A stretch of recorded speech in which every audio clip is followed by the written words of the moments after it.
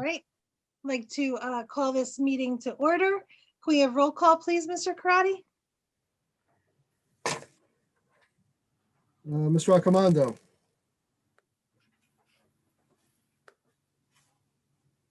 Present. Ms. Ainello. Here. Mr. Laurentino. Present. Ms. Mahoney. Here. Mr. Quinn. Here. Ms. Robinson. Here. Ms. Roloff. Here. Mr. Shearer. Here. Ms. Zottarelli. Here. All right, let's please stand for the Pledge of Allegiance. I pledge allegiance to the flag of the United States of America and to the republic for which it stands, one nation, under God, indivisible, with liberty and justice for all. Amen. Thank you. Adequate notice of this meeting has been sent to all members of the Board of Education and to the Bergen Record in accordance with the provisions of the Open Public Meetings Act, Chapter 231, 1975. At this time, please be sure that your volume is on mute, and we are ready to go. All right, Mrs. Shanley, you're up first with our superintendent's report. Good evening. Thank you very much. So I just would like to begin with asking Mr. Karati to please let the record reflect that we have no incidents of HIB and no suspensions to report this month. And also for the full board, we are going to need to pull B118, which is the 21-22 calendar. As it is, there is an error and something that I need to address. So we can pull that and we'll put that on the March agenda. Okay, so good news for curriculum and instruction. Weather permitting, our community bus tour for new faculty and staff is scheduled for Tuesday, February 16th. Another reason why we are not going to have snow. I also want to let you know that per the New Jersey code 18A 35-435. The language reads, when adopting instructional materials for use in the schools for the district, the Board of Education shall adopt inclusive instructional materials, which in its determination accurately portray the cultural and economic diversity of society, including political, economic, and social contributions of persons with disabilities and lesbian, gay, bisexual, and transgender people where appropriate.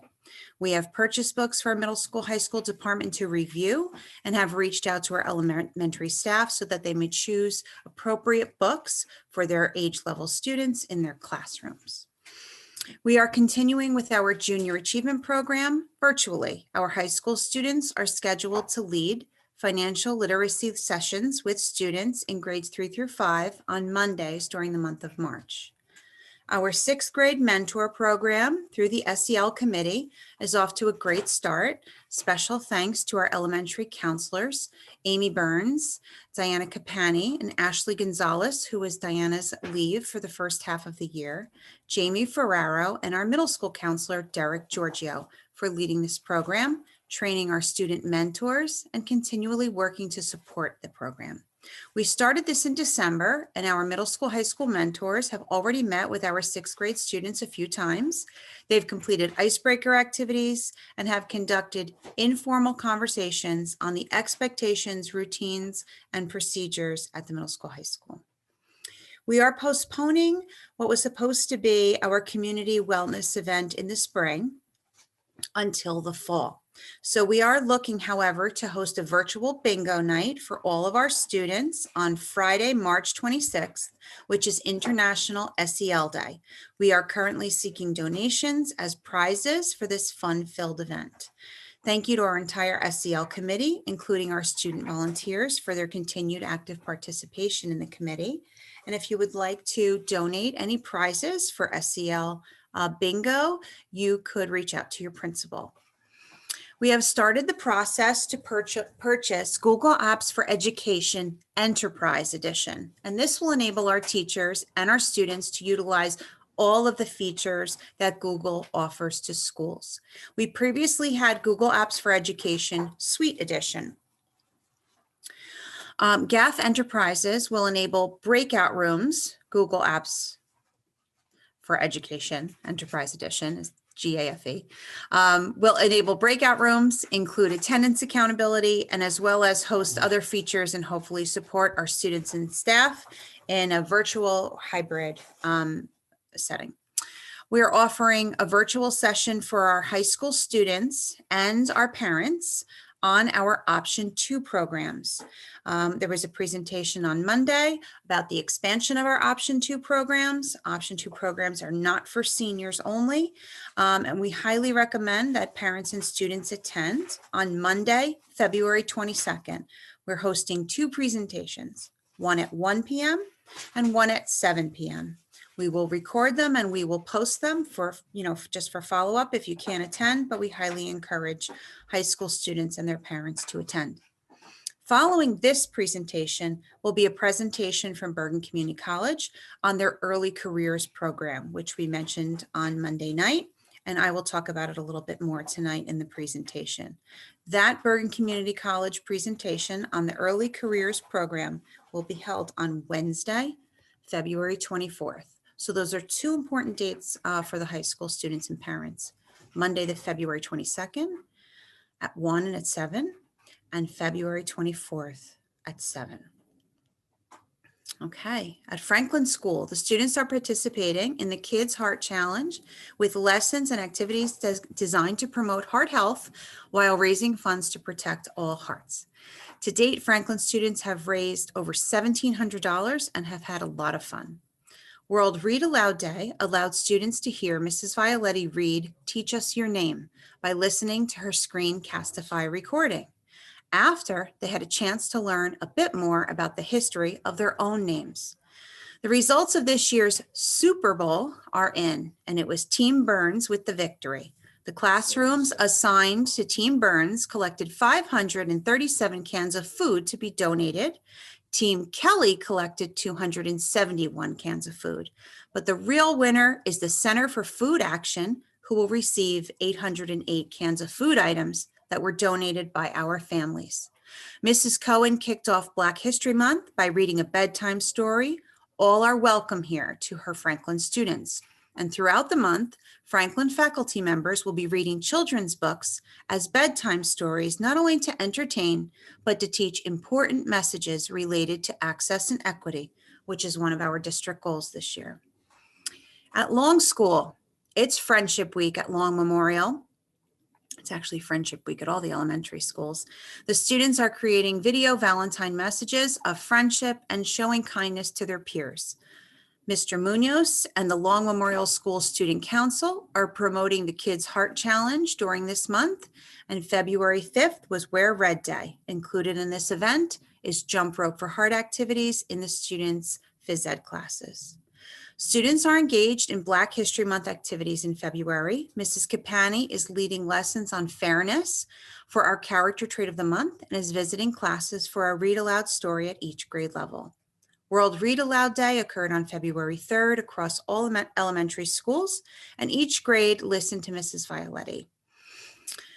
Our students then created Screencastify videos teaching us about their names.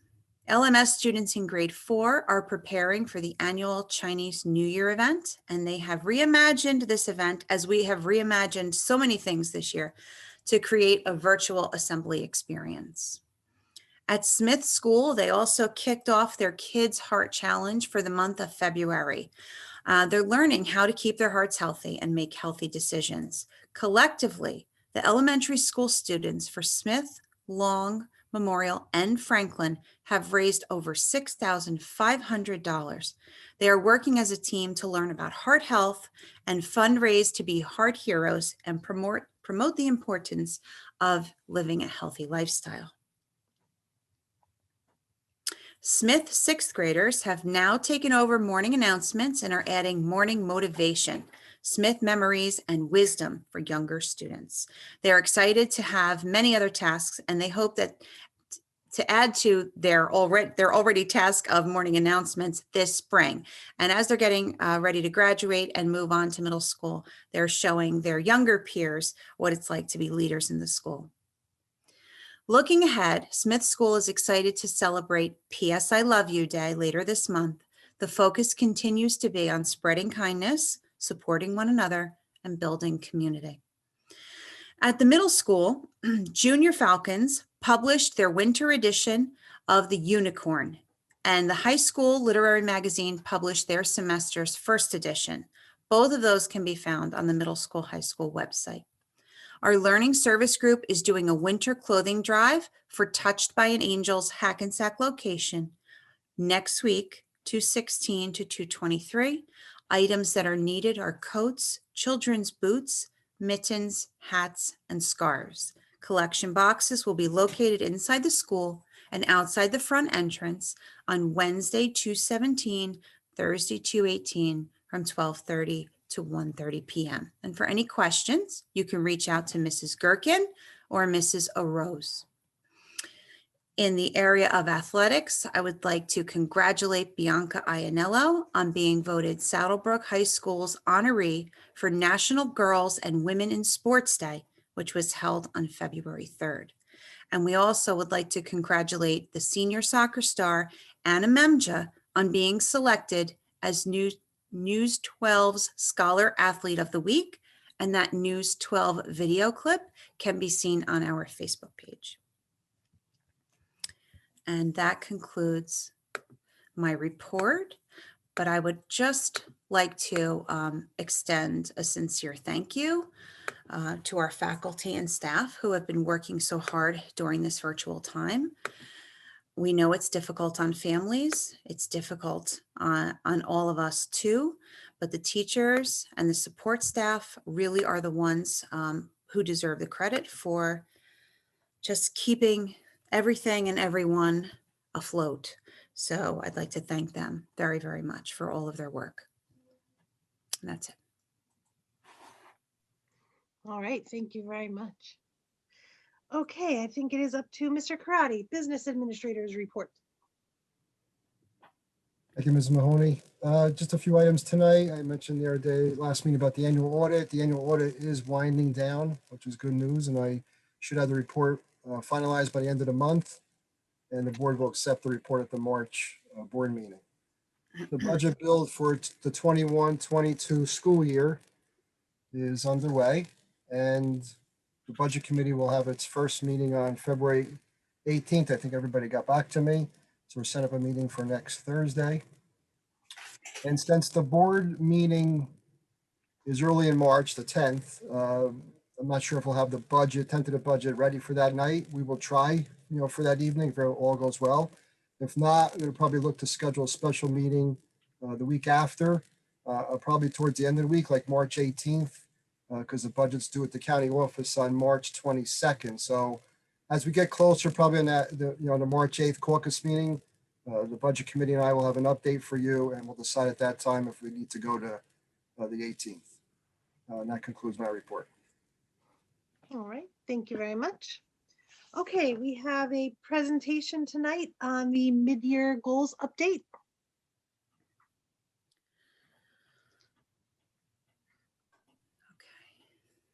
All right. Thank you, Ray.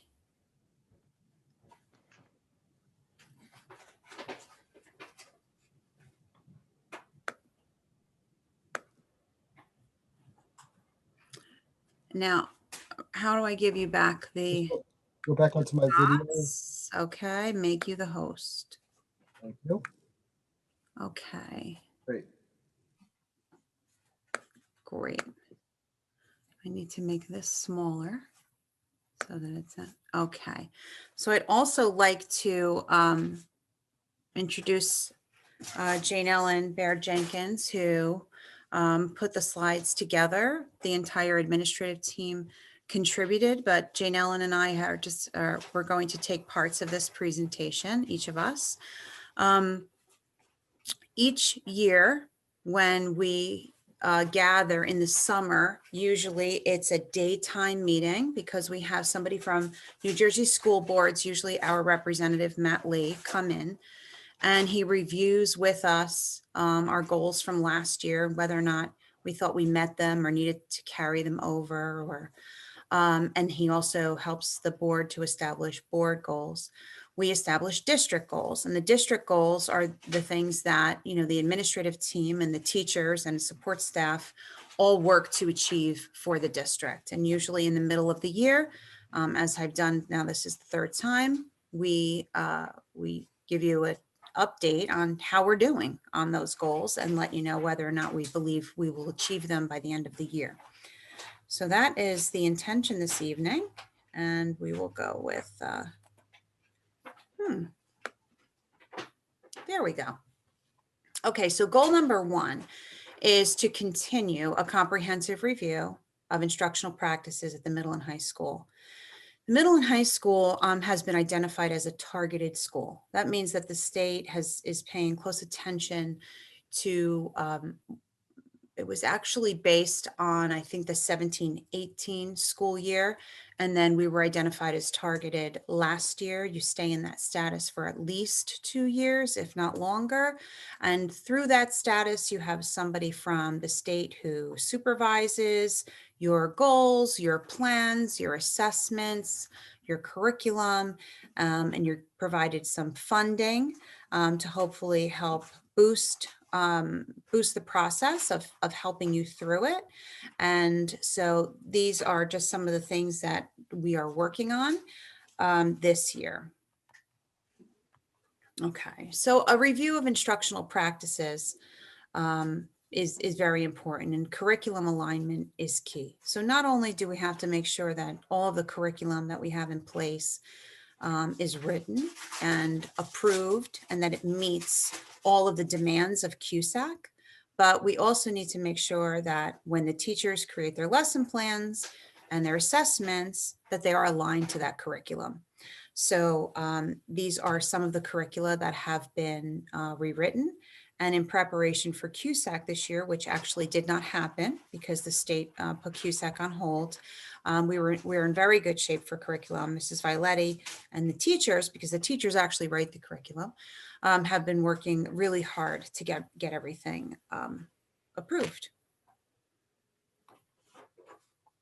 Okay, so one of the other things that has been implemented as a result of just taking a close look at what we're doing is utilizing the resources that we have, or the digital tools that we have, for all that they are worth. And one of those things is through Genesis, a digital lesson plan template and lesson plan procedure. And so we are definitely, everybody at the middle school, high school is using that.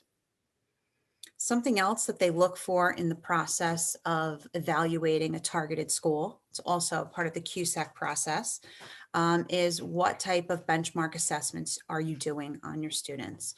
So we decided that we were going to utilize Linkit in ELA and mathematics, and that we would be able to track our student growth. So whether or not we have New Jersey Student Learning Assessment, which we didn't have last year, and we may not have it this year.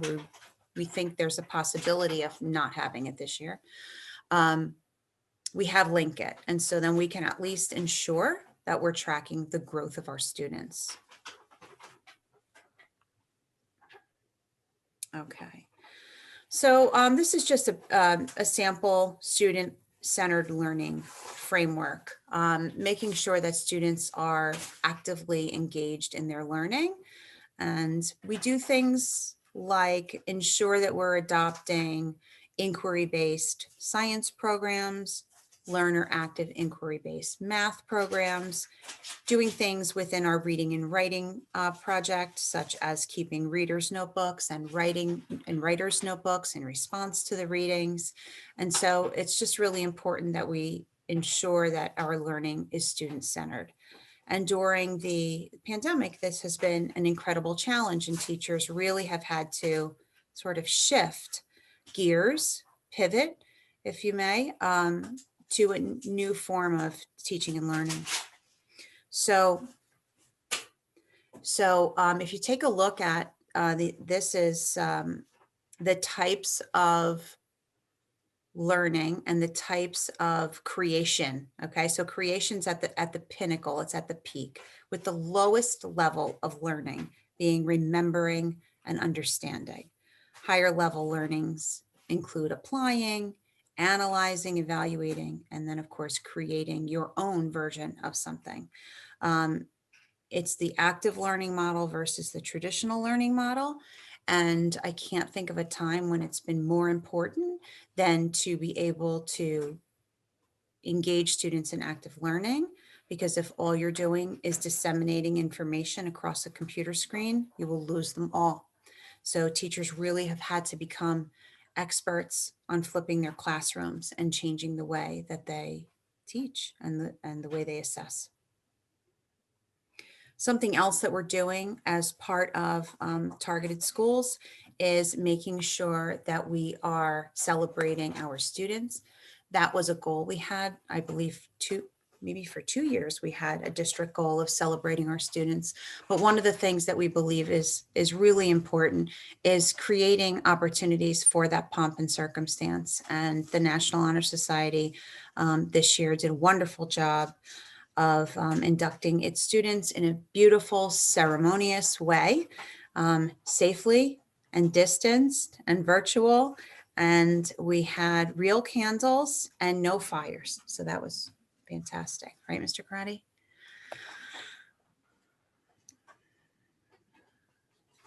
Okay, this doesn't want to go. Let's try.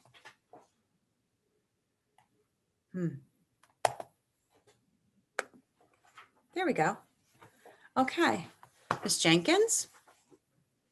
Okay, so our second goal that was developed in the summer was to expand and refine our district-wide mindful and wellness practices throughout the school year, and that we would provide evidence of that through a variety of different means. And some of that would be guest speakers or classroom resources and school and district-wide events and scheduled wellness breaks. That was really well received when we did that in the spring, and we provided some opportunities for that this school year as well.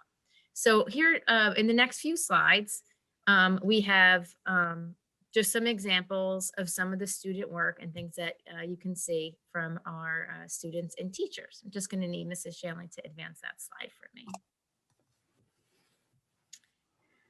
So Mrs. Violetti oversees our social emotional learning program, and she has a committee that meets monthly, and they work to develop ongoing resources for teachers and to help with planning, and they coordinate programs and district events. So here you see some examples of some of the gratitude work that we did in the fall around Thanksgiving. And if you recall, our students did some outreach to our senior citizens in our community as well. And then you'll see now on our next slide that what our district SEL committee does, and that committee is made up of teachers and students, is that they address students from the perspective of their self-awareness, responsible decision-making, relationship skills, social awareness, and self-management. And if you were to click into the district website, this presentation most likely will be launched onto the district website, and you'll be able to look at it again in the future. But if you were to click here, you would actually go to the website that Mrs. Violetti maintains as a resource for teachers and parents, and all of the really great work that is posted by our students for SEL has been compiled over time. And you could even look through that section on the website and see some of the things from last spring and from earlier in this school year as well. And I know we have many other plans coming up for the spring this year as well. Our teachers are incorporating wellness breaks as just a part of their daily routine and as a part of their daily culture. So you could see here an example of a teacher creating a Bitmoji classroom and creating choice board activities where they click through for different wellness and different opportunities to share their interests. You see, Sorry. different poses that they do when they're doing yoga for classroom and like star poses and whale breaths. That's okay, can go forward. And then here's just another example of positive self-talk activities from another teacher's classroom and some positive message boards that they posted in their room that the students collaborated into. And here's another example from another school where they have inspirational messages and a gratitude board. So you could see it's really taking root into our school culture. And this was obviously a Google Meet from a class, and they were doing positive affirmations together.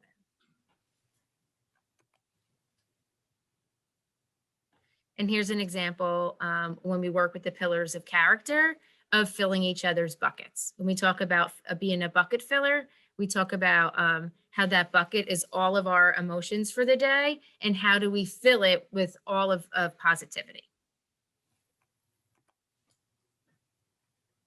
Okay, so district goal number 3 is to evaluate the processes and practices that we have in place to ensure access and equity for all students, as evidenced by professional development, changes to policies and procedures, suggestions for revisions, book talks, etc.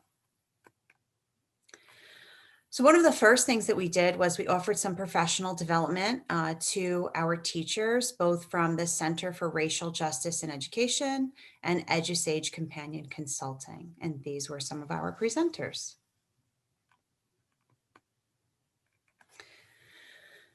Okay, so for analysis and goal development related to trends in student demographic data for the following. So these were some of the things that we took a close look at to determine whether or not we are providing access and equity for our students. And you can see on the right, a very simple image that explains, what is equal. Everybody gets the same step. But what is equity is when everybody gets what they need. So we took a look at enrollment in our honors and advanced placement courses and broke that down by demographic. We're examining student leadership and who those students are who assume leadership roles and see if we need to encourage other students to step up and be leaders. We see a lot of strength actually in our young women and not a lot of student leadership in our young men. So that's, an important something to examine. We're taking a look at the code of conduct and our interventions and whether or not our interventions are supportive and restorative and attempt to rectify behavior versus just punitive, and then look at that by demographic as well. We're examining our attendance and the subgroup representation in all of our courses, and subgroup analysis of student achievement. And we're also making sure that we provide access to students with disabilities. So that will come up a little bit later on in the presentation. Okay, so this was one of the things that we mentioned in the wellness goal. Our Saddlebrook students, and I mentioned it also in my opening report, our Saddlebrook students participated in World Read-Aloud Day. Jane Ellen, would you like to talk about this a little bit, because I know how much you love it. I love it, and I can't take credit for it. This is Mrs. Violetti, and she works with a committee of our reading specialists at the elementary level. Each year, this is our second year celebrating World Read-Aloud Day.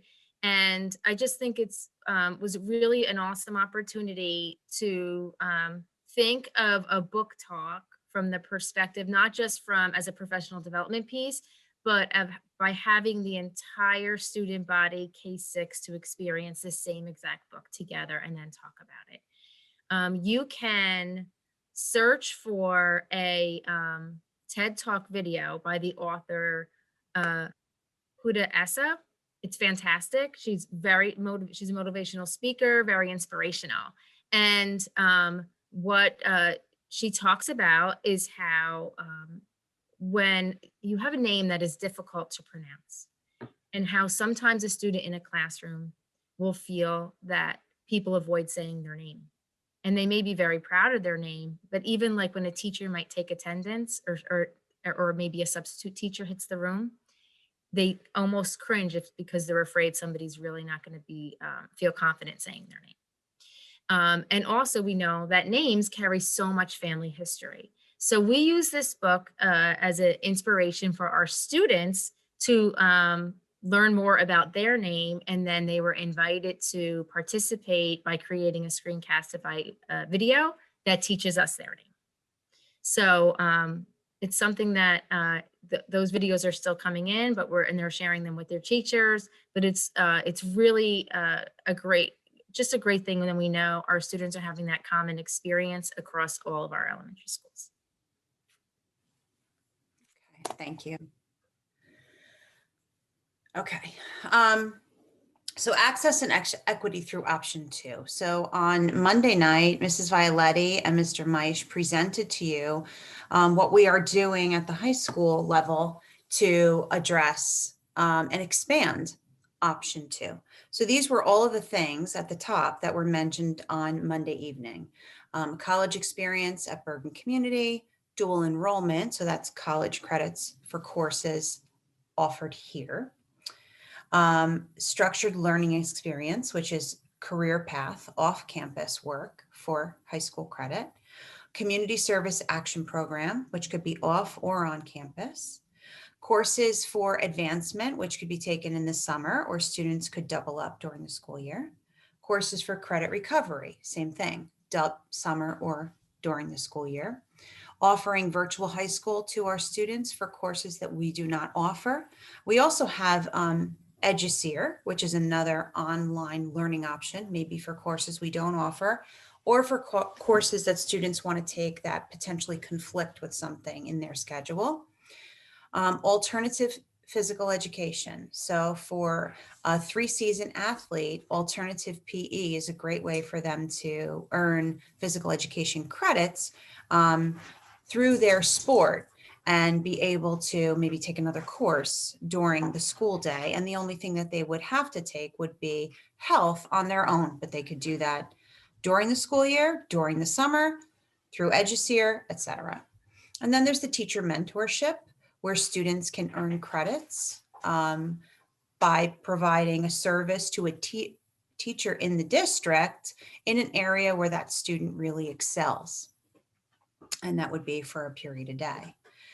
And then what we mentioned on Monday night, but then we had Mrs. Violetti, Mr. Meisch, and I had a great meeting yesterday with the people from Bergen Community about their early careers certificated programs.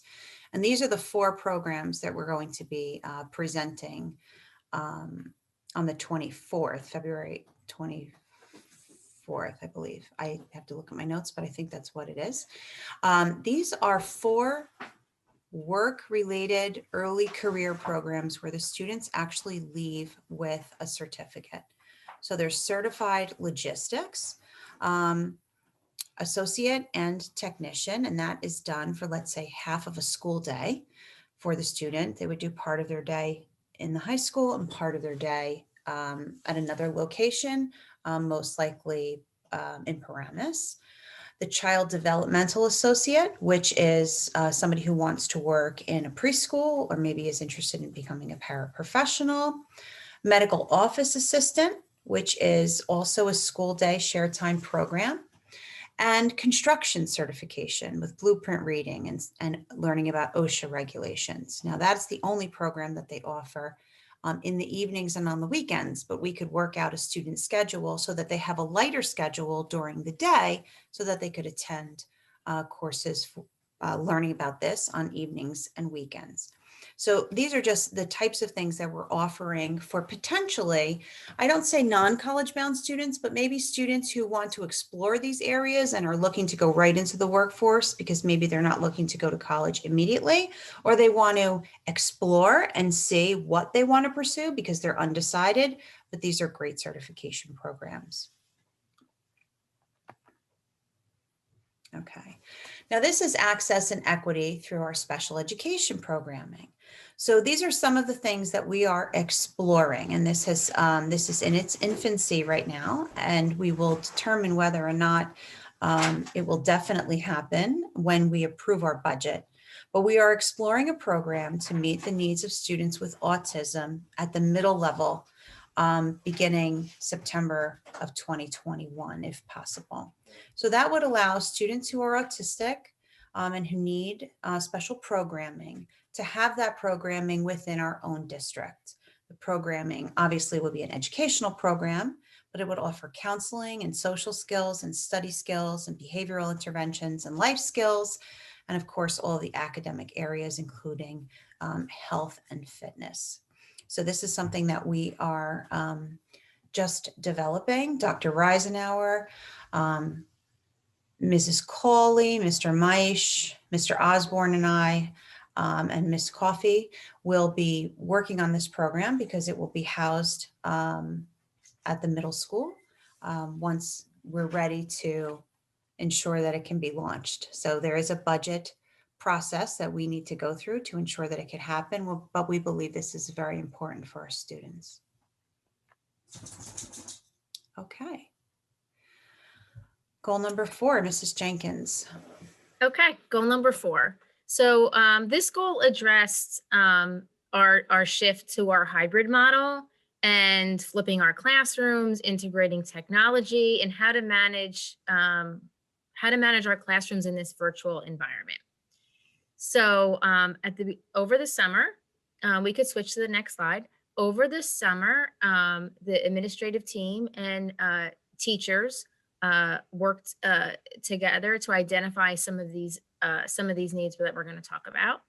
And as we launched the school year in August and the beginning of September, we talked about this hybrid model and the blend of face-to-face instruction, personalizing learning for students, what adaptive learning tools they may need, how do we still maintain social distance and be concerned about health and safety, design flexible schedules, increase the quantity of remote learning tools that are accessible. Mrs. Violetti surveyed teachers, gathered input, and she worked with Mrs. Ortero and Mr. Marr to really help the district in terms of technology and the support that would be needed.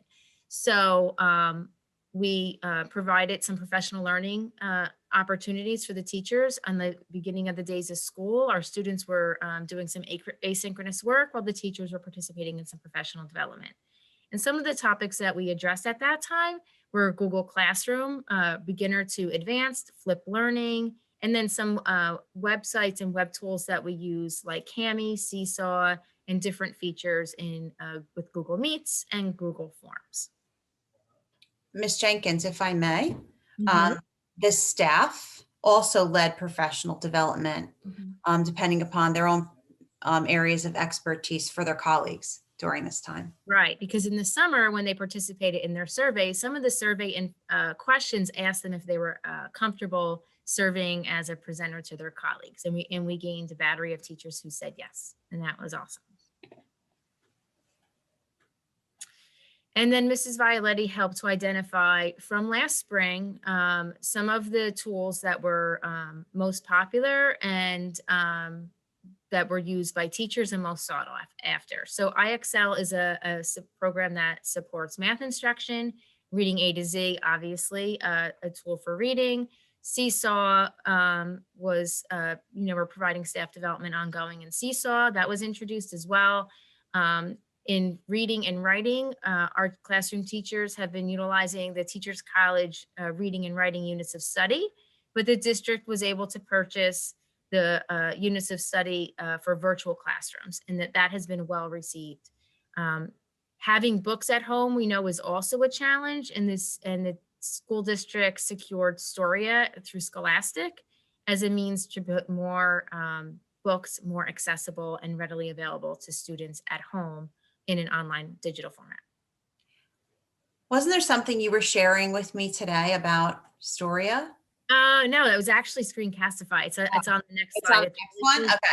Very cool data when you look at it. Now, Brain Pop is something that was always popular, with our teachers in the past, but we've also added in Khan Academy and expanded the use of Learning Ally for other learners. But the Screencastify video making, and we all know how much our young learners love to make videos, and now our teachers do as well. And here's some extremely cool data that came out of a Screencastify user report for the district. So in 2019, 44 Screencastify videos were made. And in 2020, 11,314. And I think that speaks so loudly to when technology is being infused to teaching and learning, not just teaching in the hands of teachers, but also in the hands of students. I'm so excited to see that data. That is awesome. Mhm. Okay. And then obviously there were just some other things that parents and other community managers remember that we did as well, like making the back to school videos, modeling student expectations. I just had a colleague of mine today from another district who has been virtual this entire time. They've never opened school, and they were looking for some advice on like, how do you get the kids in and out of the building, and staggered arrivals and dismissals, and what does that all look like? So I think it's been great to be able to find models in the field for us on virtual instruction. And it's nice to know that there's colleagues in the field, in our field, coming back to Saddlebrook to look for advice from us. So the back to school videos were just something I highlighted as an example of something that I think it helped to model that expectation for student movement, and that we launched that before the school year began. We also created a reopening of school's website with parent information. The quantity of Chromebooks that have been distributed to families in the district has been phenomenal. Mr. Marr has been so helpful and really responsive. Like from a principal's perspective, I can tell you a parent can email us if they're having trouble with their Chromebook, and I can put them in touch with Mr. Marr. And next thing you know, they are over by the high school picking up and swapping out a loaner device and making a swap. So I really appreciate that. We all do. We've provided professional development in many of these platforms. Tutorial videos were created for parents when we were shifting to live instruction. Some parent forums had been held as well to talk about what our master schedules would look like. And all of this work is to help support our teachers so they can concentrate on the instruction. We've added in other extensions for Google, such as attendance taking. Mrs. Shanley talked about earlier about the G Suite options that we're going to upgrade. And then we also have worked to empower our paraprofessionals so they can help with virtual tasks in a Google Classroom as well. We've done a lot of on-site coaching for in classrooms as we made that shift to live instruction. And someone from the central office from technology, Mrs. Violetti, Mrs. Artero, and Mr. Marr, were all in our schools to work with teachers in their room to get that live and up and running. And then we've also provided a lot of time for feedback or for reflection and really saying, what is it that we can help you with and help support you even more. Okay.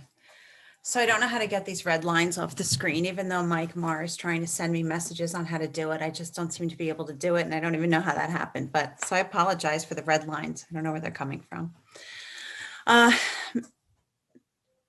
Ms. Jenkins and I just wanted to take a moment to end this presentation with a huge thank you.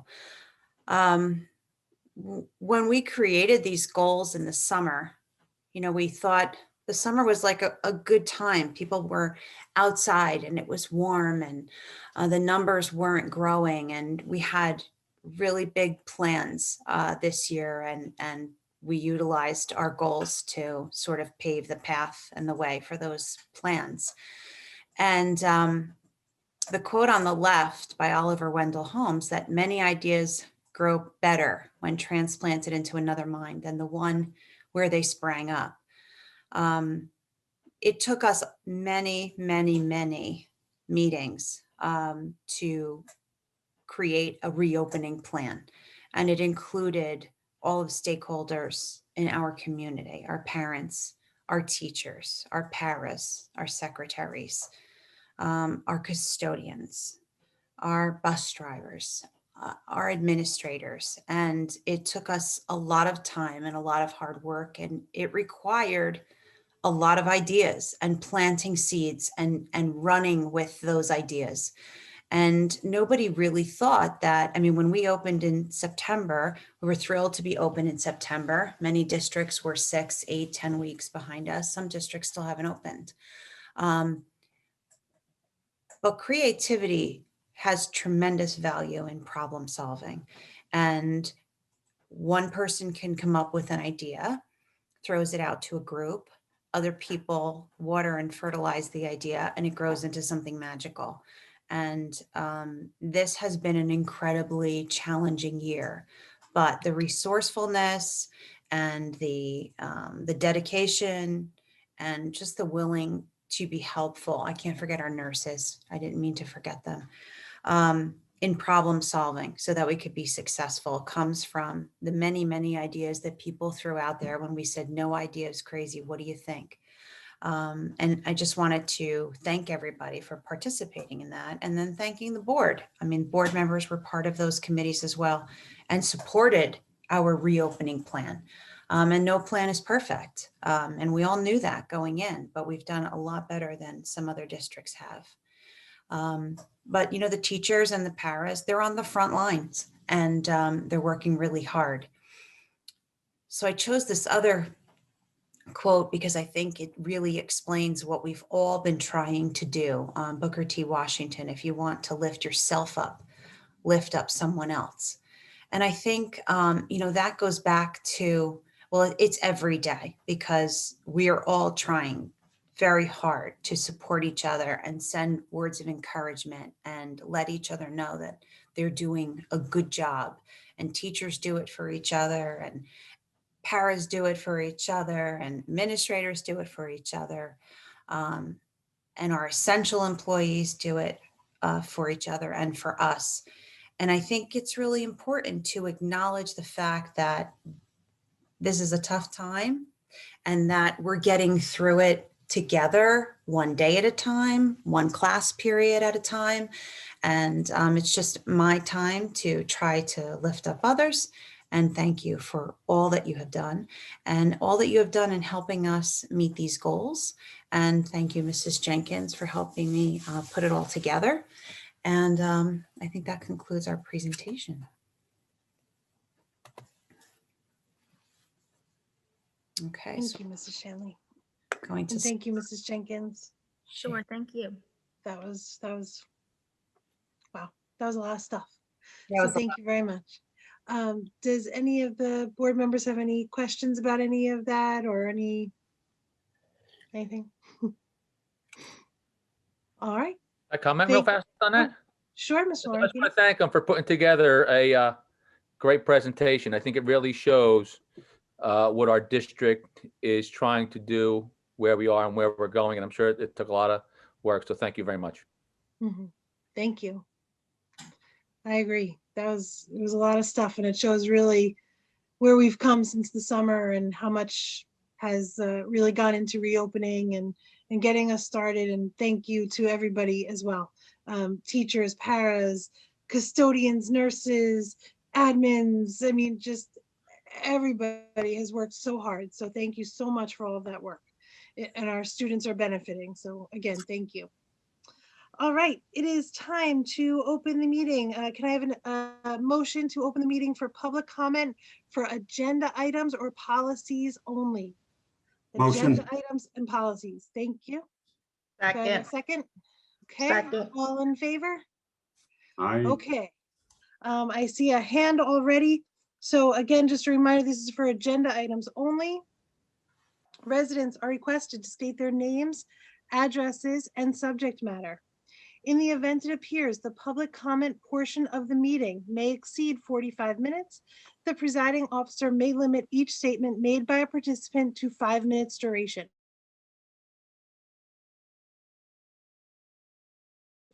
All comments will be considered and a response will be forthcoming if and when appropriate.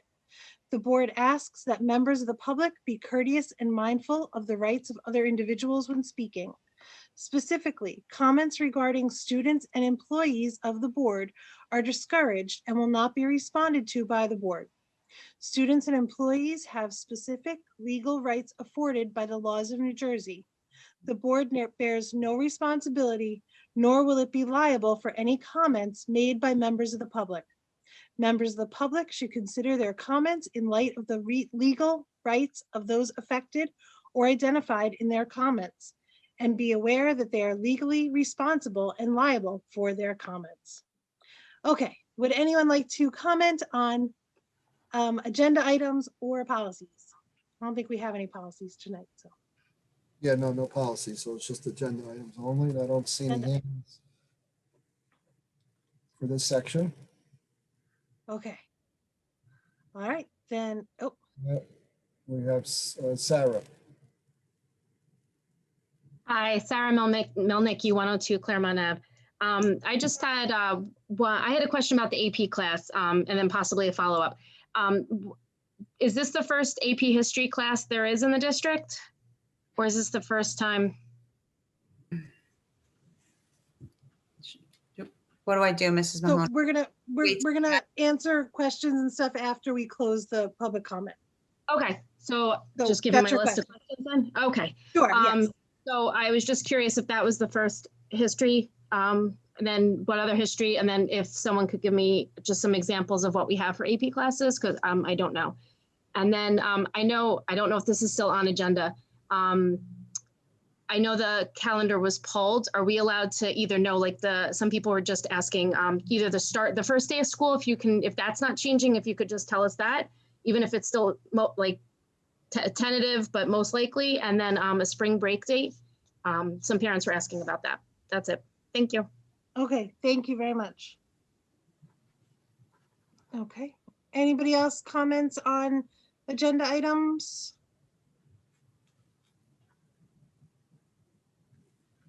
Okay, I'm not seeing any other hands, so can I have a motion to close the meeting to public comment for agenda items? Motion. Motion. Thank Second. you. All in favor?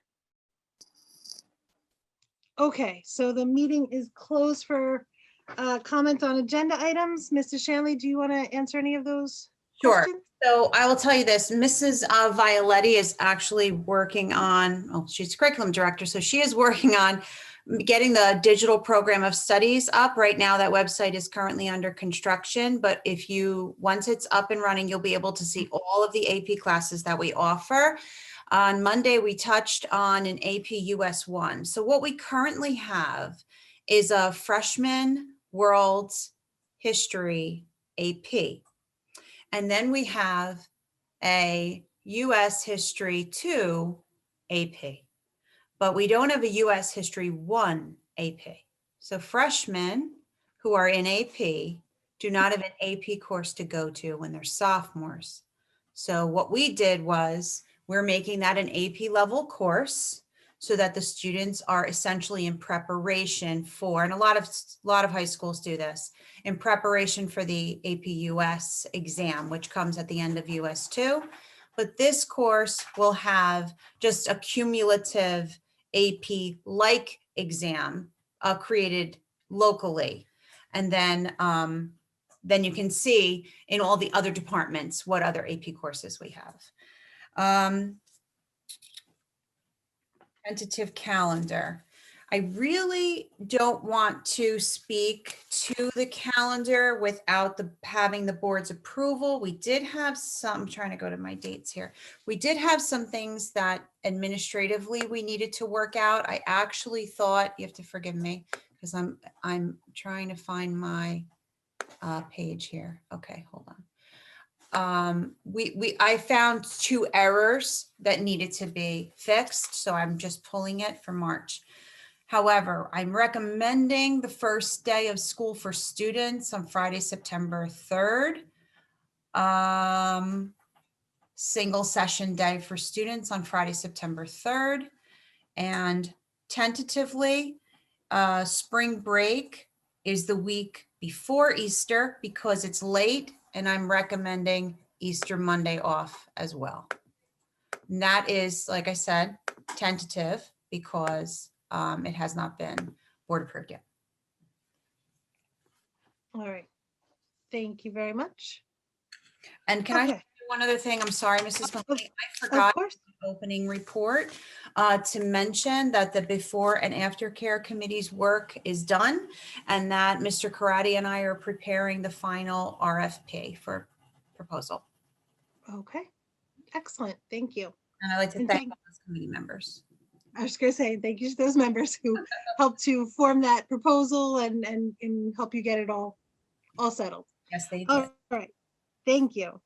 All right. It is time to move to the agenda, friends.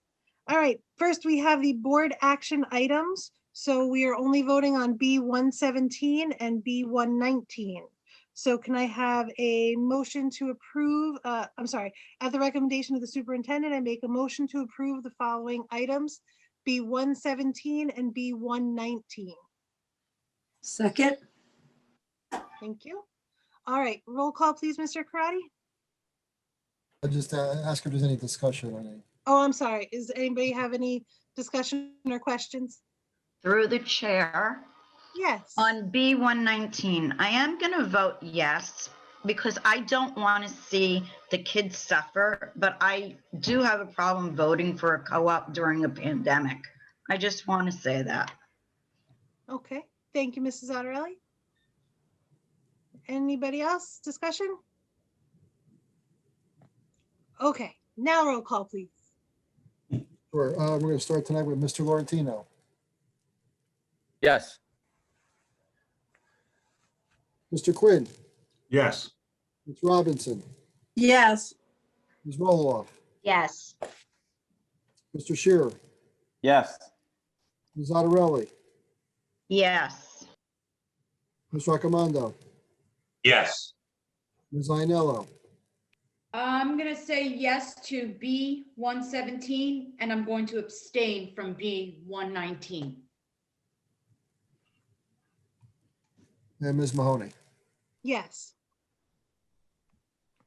Okay, education and curriculum, Mrs. Roloff, please. Good evening, everyone. At the recommendation of the superintendent, I make a motion to approve the following items, E106 through E111. Second. Thank you. Do we have any discussion on those items? Okay, Mr. Karati? Mr. Laurentino, Yes. Mr. Quinn, Yes. Ms. Robinson, Yes. Ms. Roloff, Yes. Mr. Shearer, Yes. Ms. Otterelli, Yes. Ms. Raccomando. Yes. Wait, hold on. Okay. Ms. Ianello,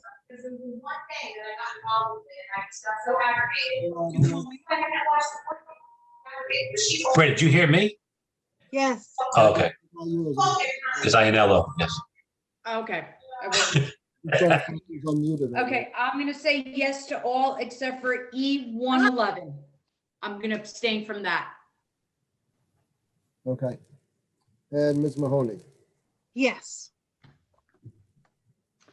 Before- Okay. Like, before you get to the finance, I just have one, I think there's one blank on your agenda, F389. I received the number late this afternoon. So for that blank on F389, it'll be $24,635.52. Okay. Thank you. Okay, so Mr. Quinn, please. Yes. At the recommendation of the superintendent, I make a motion to approve the following items, F382 through F391. Okay. Do we have a second? Second. Thank you. Okay, any discussion or questions on those items?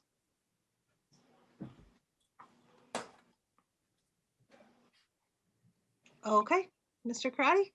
Mr. Laurentino, Yes. Mr. Quinn, Yes. Ms. Robinson, Yes. Ms. Roloff, Yes. Mr. Shearer, Yes. Ms. Zattarelli, Yes, but I'm going to abstain from F385 ID number 47. okay, Mr. Accomando, Yes. Ms. Ianello, Yes to all, but I'm going to abstain in F382, check numbers 117 and 402. and before I get to Ms. Mahoney, I think Mr. Laurentino. Yes, I got to, my apologies. I didn't see it. On F382, I have to abstain from 153 and 438. That's 153 and 438. Okay, noted. Ms. Mahoney. Yes. Okay, I don't believe we have any policies tonight or negotiations. So we need to move to personnel. Mr. Accomando, please. Recommendation of the superintendent. I look for motion to approve P870 to P891. Okay, do we have a second? Second. Thank you. Any discussion on those items? Yes, through the chair. P890. Who will they be internship with? Actually, this is not to, he will not be interning with any particular person. He will just be logging his hours, but he needs to do certain tasks. He already has a standard certificate. This is for a different program. Okay, so he don't have to sign it with anybody, just the school, I guess he's with? With his, yes, with his person at school, exactly. Okay.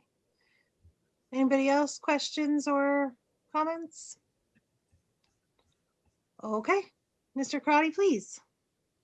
Mr. Laurentino, Yes. Mr. Quinn, Yes. Ms. Robinson, Yes. Ms. Roloff, Yes. Mr. Shear, Yes. Ms. Zattarelli, Yes to all, but I'm abstaining from P890. Mr. Accomando, Yes. Ms. Ianello, Yes. Ms. Mahoney. Yes. Okay, thank you, everybody. Do we have, I don't think we do, but do we have any committee reports? Aside from the budget, finance and facilities, which is probably coming next week, meeting next week? I think we're set up for the 18th. Okay, sounds good. I know that we have a couple of liaison reports. So Mrs. Otterelli, do you want to give your Franklin School report? Sure. Let me just get it. No problem. Okay. At Franklin School next week, starting 2/16 to 2/19, the students are going to be doing a dress down day, so they don't have to wear uniforms. All the proceeds, it's $1 per day. All the proceeds will go to the graduating classes at Franklin School. For Valentine's Day, the PTO is providing a belated Valentine's Day treat. There's a Gertrude Hawk candy sale going on currently. It's the only main fundraiser they're going to do. Hopefully they'll do well. They're also looking into other fundraisers with future dates. And there was a small discussion of graduation gifts for the grads. That's it. All right, thank you. And Mrs. Ianello, I know you have one for the middle high school PTO? Yes, I do. Hi, everyone. Good evening. All right, so the middle school, high school PTO meeting was on January 25th. At the present time, we have approximately 113 members, and that is parent and staff combined. The PTO is hoping to give out 3 scholarships this year, so it depends on the number of members. So if you have not joined the PTO, can you please join? For a student to receive the scholarship, they have to be their parents have to be a member. At this meeting, we met Mr. Osborne. He introduced himself, shared some of his hobbies, interests, educational background, and philosophies. During normal circumstances, he believes in an open door policy. Obviously, right now, that's a little scary. He mentioned that he was very happy to be part of our community, and he felt very welcome by our staff and our parents. Okay. Senior parents are recognizing our seniors this year on the 21st of each month. They've gathered together and they are going to be giving all the seniors a little something each month on the 21st. Okay. Mr. Meisch also was part of the meeting, and he had said that the administration team is constantly discussing events for all of the seniors as well as the other grade levels. And they are hoping to do more things towards the end of the years where it's outdoors, it'll be warmer. So please don't think that they have forgotten about any of the seniors or the other grade levels. It's just we're gonna wait for the warmer weather. All right, there will be also a district-wide dress down from February 9th through the 12th. It's to bring in $1, and all of the money is going to the 8th grade and 12th grade classes. The PTO is thinking about creating a banner for our seniors for the end of the year. They're working on that still. There were some teachers, and I apologize that I did not write down the names of the teachers that were at the meeting that day, but they were very thankful that the PTO asked them if there was anything that they could do for them to support them. So I wanted to make sure that everybody knows that they are very thankful and the PTO is being very supportive with them.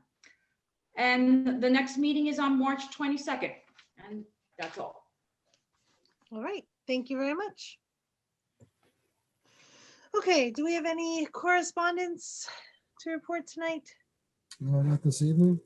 All right, thank you. Old business? New business? Through the chair, if I could. With the weather that we had passed and everything, I know everybody thanked everybody Monday. The blizzard, the floods, hurricanes, and the nor'easters, state of emergencies. Just like to give a shout out to our supervisor of buildings and grounds, Keith, maintenance crew, custodial crew. People don't realize that they're out there every day in this stuff. And thank you for always being there for us in those hazards. It's easy for people to complain, even harder for them to feel like you're. Thank you guys so much for all you do. Thank you, Mr. Accomando. Anybody else? New business? Yes. Listening to Mrs. Ianello speak about the PTO report, can we invite Mr. Oswald to one of our meetings so us board members who have never met him can? Because there was also a Bergen County workshop the night of the PTA, and that's where I was. Sure, we could do that. Good idea. I like it. All right, anybody else? Okay, then I believe we are at the point where we would like to open the meeting for public comment. So can I have a motion to open the meeting for public comment? Motion. Thank you. Thank you. All in favor? Aye. Okay, Mr. Cry, do I need to read the statement again? Or am I good? Well, you could just remind everybody the same statement. Okay, so statement and rules apply. Please state your name, address for the record, and state your business. And just a reminder that, this is time for you to give your comments. And, at the end, when we close for comment, Mrs. Shanley will, answer any questions or comment on anything that needs those comments. Okay. All right. Mr. Karate, who do we have tonight? So the first one we have is Gina Galvin. Okay. Gina, you're muted. Got to unmute yourself, Gina. How are you, everybody? Thank you. Good evening. Gina Galvin, Administrative Assistant to the Superintendent. That was a great presentation and we're off to a great start. But I I have to say, based on what I saw and heard at Monday's meetings, I really feel like I need to say a few words tonight to possibly give you a different perspective and hopefully something to think about. I know most of you realize how hard our superintendent, Mrs. Shanley, works and the enormous responsibility she has in running the district, especially during this horrific pandemic. However, how many districts were able to have their schools open and return in person as of September? Not many. Do you realize how difficult that was and what a balancing act that still is, all while following CDC guidelines and carrying on the business at hand? Parents that were not comfortable sending their children back to the classroom were given the opportunity to work remotely. The parent that felt it was important for their children to attend class for in-person learning, whether it worked better for them as a family or simply for the socialization aspect, they were also given that choice.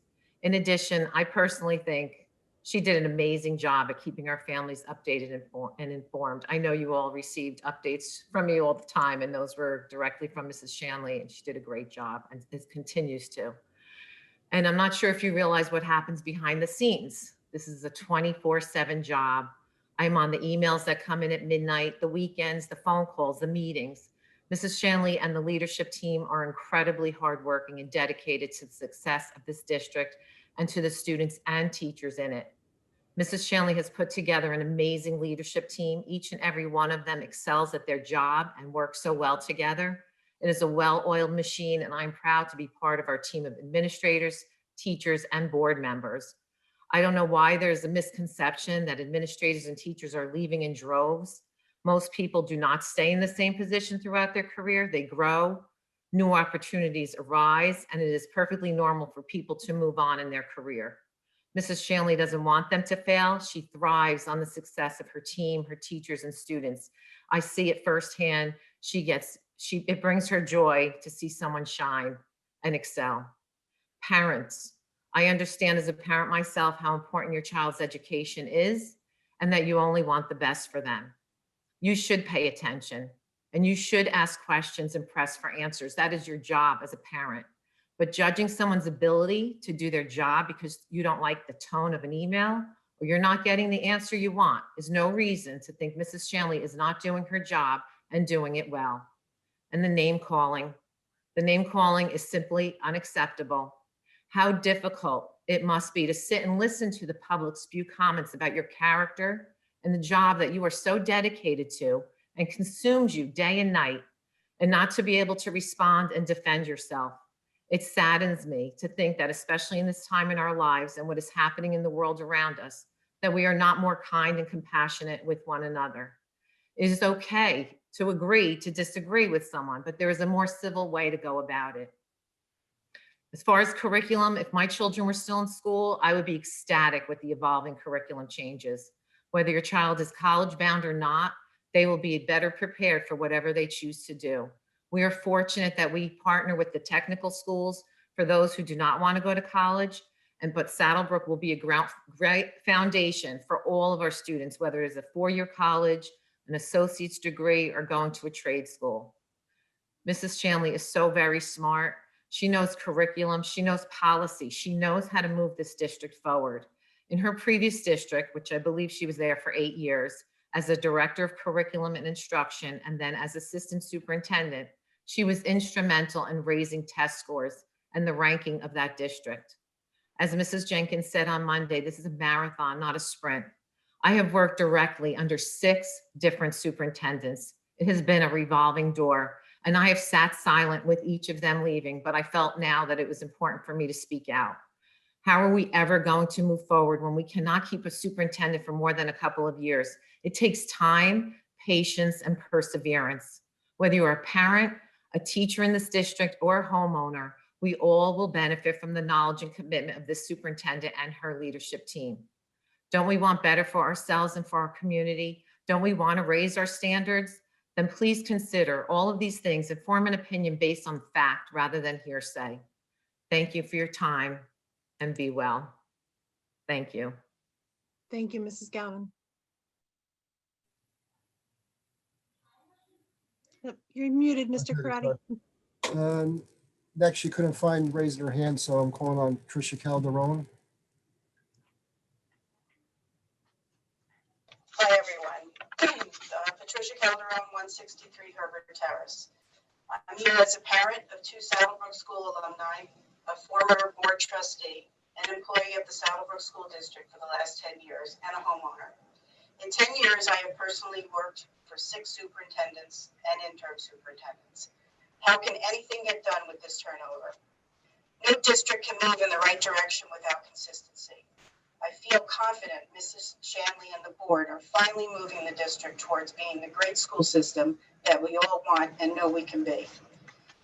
Change is always scary, but it is needed to grow. We all might not like the decisions that are made, but they are made with the good of all students in mind. Budget deficits dictate many of those decisions within our district. The pandemic is nothing like anyone has ever seen. To organize how these students will be educated and teachers teach, and the state of New Jersey constantly changing the directives, were frustrating to say the least. Mrs. Shanley and the administration were on top of that each and every day. Mrs. Shanley, the administration, board members, parents, staff, citizens produced not 1, but 3 graduations, virtual, drive-by, and in person. They were amazing. I spoke to many graduates that I know, and they all said that it was much better than a standard graduation, and they felt very important. Mrs. Shanley is there for all employees. She listens to our concerns and suggestions. She holds you accountable, which she should be. Our salaries are paid by the taxpayers. Turnover is not new. We have turnover as every district does. Teachers, administrators, staff leave for many different reasons. Financial, life changes, marriage, divorce, moving, retirement. To say droves are leaving is not accurate. I am so excited for all the students with the upcoming curriculum changes. This will give each student a chance to explore so many different classes. Mrs. Shanley truly cares about each child in this district, and I feel losing her would be a tremendous setback to this district. Saddlebrook is a great community, and I would like it to get better with the direction Mrs. Shanley and the board is taking us. I truly believe it will happen. This is a quote I feel is very applicable to this. Do the best you can until you know better. And then when you don't know better, do better. Maya Angelou. Thank you. Thank you, Mrs. Calderon. Thank you. Next, we have Marissa Vega.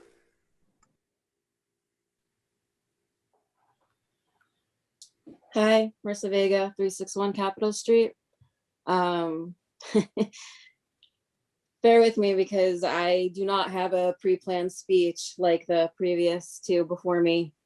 Although now I feel like I have to say, please take both of those with a grain of salt, because I am here to say that I also would not like you to renew her contract. The inner circle that just gave speeches may experience something different in this district, but what us as parents, the majority of us and our kids are experiencing is the opposite. I wish I had some magic words, if you could tell me them, please, to finally get you to listen to us, because you haven't so far in these past few years. We have stood in front of you practically to tears, pleading with you to not abide by yet another decision that has hurt us, to removing the busing, to the well-trusted and loved before and aftercare program, and we all know how that turned out, to, yes, beloved staff leaving or being let go. I don't know if it's in droves. I'm not saying droves, but too many to discount. Please, I know you've already been asked to do your due diligence, and you should. Ask the teachers, ask the parents, ask the students if that's even allowed. Because you're not representing us, you're not doing your jobs. You are there to look out for us, not for her best interests. I'm sorry, I'm upset, and I've been upset, and I couldn't stay silent anymore. I mean, Ms. Roloff, if you're listening, you campaigned on being a mom with no agenda. That is why I voted for you, to protect our kids. And it still hasn't happened. My daughter, my oldest, is almost 10. She's been in the school system since she was 3. And never more than in the past few years have I had to explain decision after decision to her, from the smallest thing like no more treat videos allowed in school to why she's probably never going to see a love teacher again. When is enough enough? I mean, let's give credit where credit is due, because we seem to want to pat her on the back, but it's the teachers and the students in school, in the daily occurrence of attending school and the one-on-one, and she's not what's keeping us going right now, but she should be. I can't even just fathom how much more we're going to go through if you renew this contract. Is change a problem? Sure. But keeping something just because we don't want to change makes no sense whatsoever. We would never abide this in my field, which is healthcare. And yet I can't understand how something that affects so many children is still being allowed. Please put your personal interests aside and think about what the parents and the children need and what we're asking you to do, which is represent us. Thank you. Thank you, Ms. Vega. Thank you. Next, we have Beth Lamboy.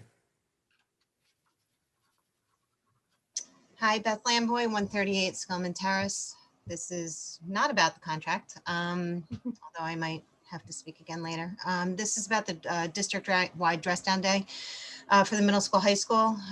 Was not taking place this week due to school not being in. Sorry, Mary, I forgot to update that. It'll be the 16th through the 19th, $1 a day, and it's going to benefit the 8th grade and the 12th grade classes. Thank you. Thank you, Ms. Lamboy. Thank you. Next, we have Kathy Ioli.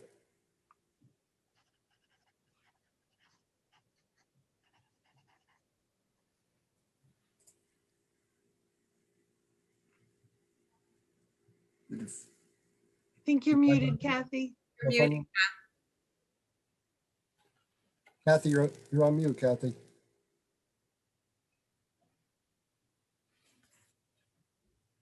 No, Now, cute. okay. Yes. There Okay. you go. All We right. gotcha. Sorry, guys. My name is Kathy Ioli. I'm Administrative Assistant to the Business Administrator. I live at 434 Van Loon Terrace.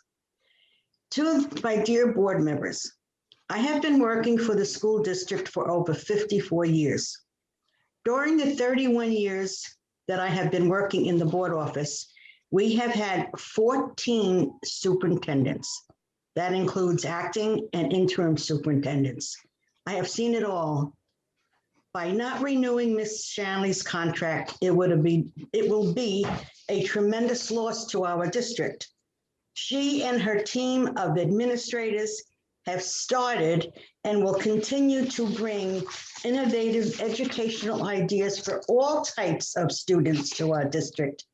We have had a few good superintendents who unfortunately were not rehired because of some disgruntled parents or some issue not even related to their ability to perform their duties.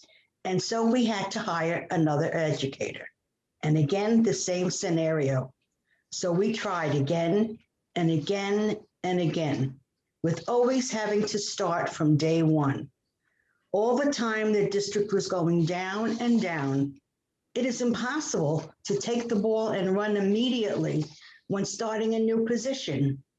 Please don't let all the great work that our current administrators have done be put down and held until the new person can maybe be brought up to date. And that takes time. And then how is it going to be even, how do we know this person's even going to be any better? Continue,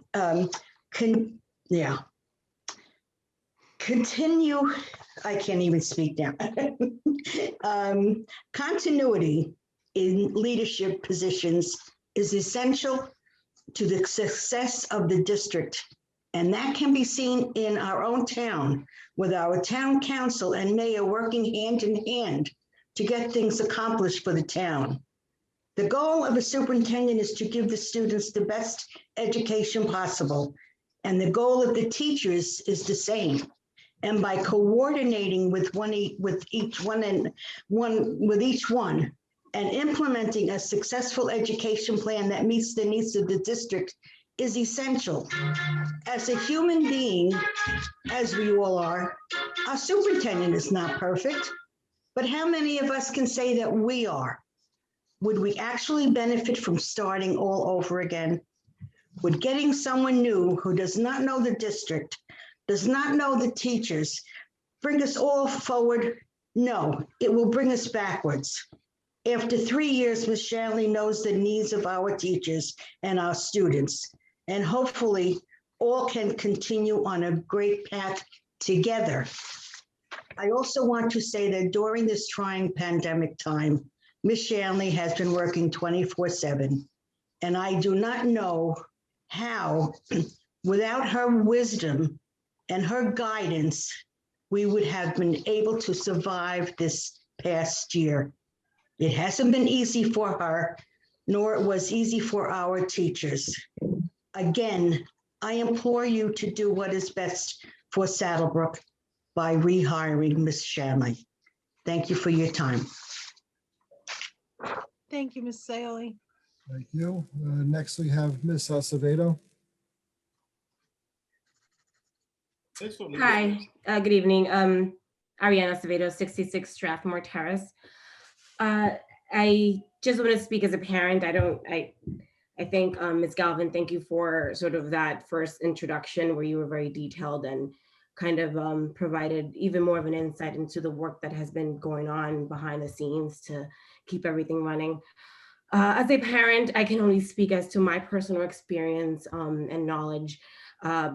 I have not always been happy with every single decision. I think I've been frustrated just like every other parent, but the criticism that I've heard seems to me to go a bit against logic. It seems to imply that every decision that is made in the district is up to the superintendent, which would be great if that was the case, but given the way things are set up, I know that that's not how things work. I know that that's why there's a board to keep things in check, and that's why there are many departments, and that things are not run by one person. It's an entire machine that takes many moving parts. I want to say actually to thank you to Superintendent Shanley, because I have seen that whether it's an email coming in on a Sunday night or a Saturday evening, I really appreciate being kept up to date as to developments throughout the entire district. And most of all, when I've expressed frustration, which I have received a response and I have received acknowledgement, and that is so big and so huge as a parent to have somebody on the other side that says, I hear your concerns. This is what we're doing. This is our response. Not just thank you for commenting, but actually a substantive response with what's being worked on, what's going on. This is the information. This is what we're doing. I've only been part of the town for about a little bit over 2 years, so I can't speak, sorry, crying child, can't speak as to the turnover, but in the circumstances that we are, I could not imagine a worse time to possibly switch an entire department and a superintendent of a district. I could not think of a poorer decision to make. And that's not even taken into consideration how great of a job I think is being done. I think everyone is trying their best. And I appreciate that as a parent, again, the lines of communication and the effort. And you know, if there is information out there from other parents as to, you know, what they think can be changed, I think that can be addressed in a manner where people can communicate in a civil manner, and then maybe get a better understanding of what are the limits as to each person's power, and how that can how everyone can work together to make things better. I hope that Ms. Shanley stays on. I thank you for the work that you've done, for the responses that you've given to you know, communications of me expressing frustration over one thing or another, even when, you know, I wasn't getting responses by other means.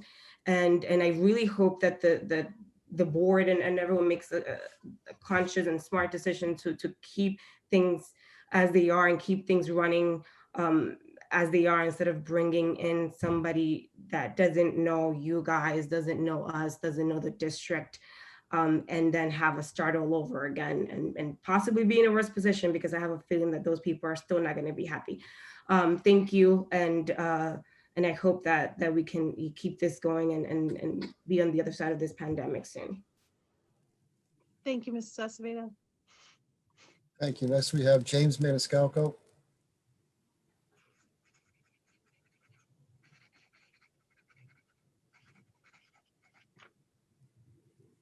Mr. Maniscalco, there you go. We can hear you. Working? Can you see me? Yes. I can hear you. There we go. How you guys doing? My name is Michael Maniscalco. I live at 20 Dana Way. I'm a former student in Saddlebrook. I first want to start off by saying I agreed with Ms. Vera on behalf of what she said about Ms. Shanley. I am a former student, as well as I don't see as any there are any other former students or students on the Zoom call, which is usually the case for a board meeting. I had the experience as a student, which I don't think anyone else has that experience here as a student within Saddlebrook. I've also had conversations at prior meetings about Ms. Shanley, and but just to go on, I agreed with Ms. Vera.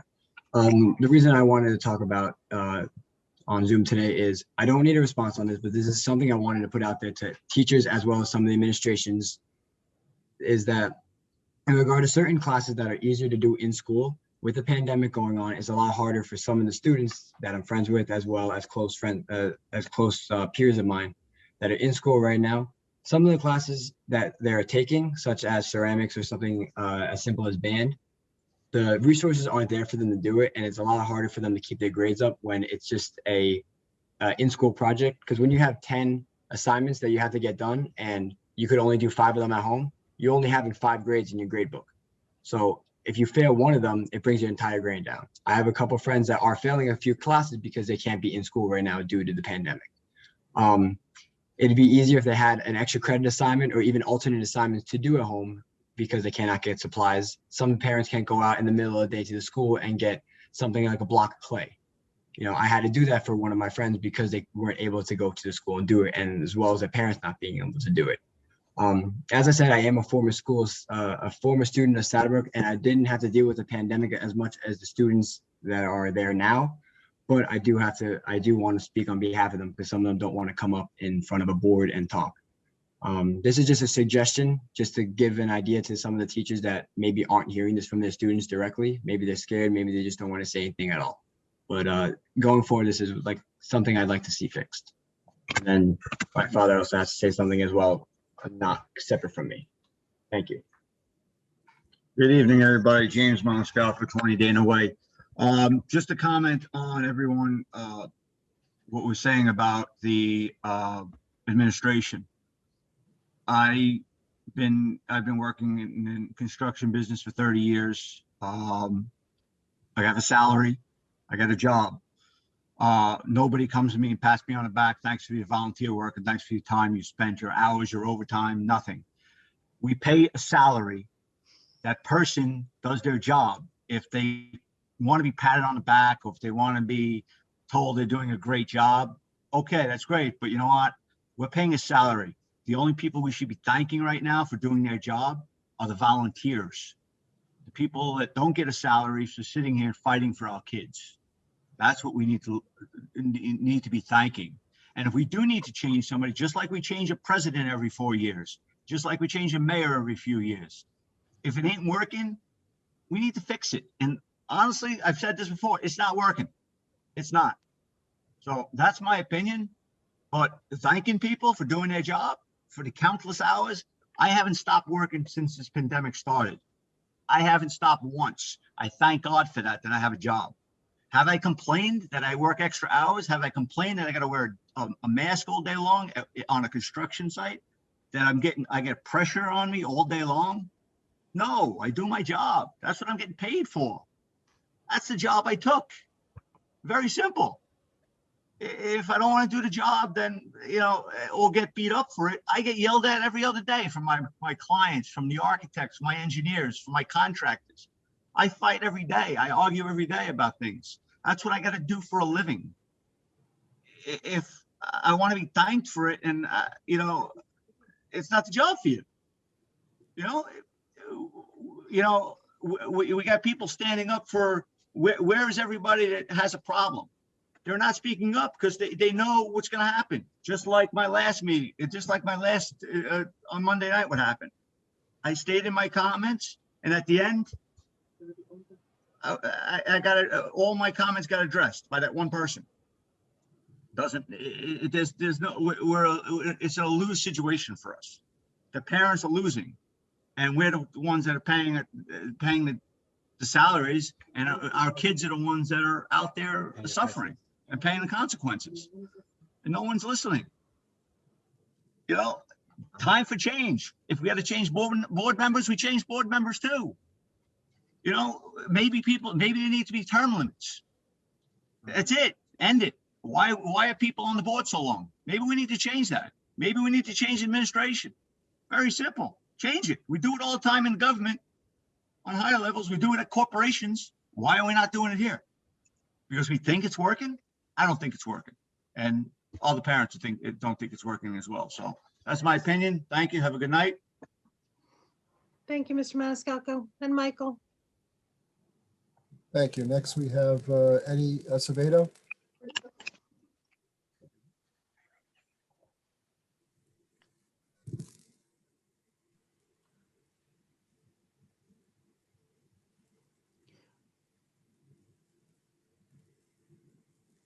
Mr. Acevedo, we can't hear you.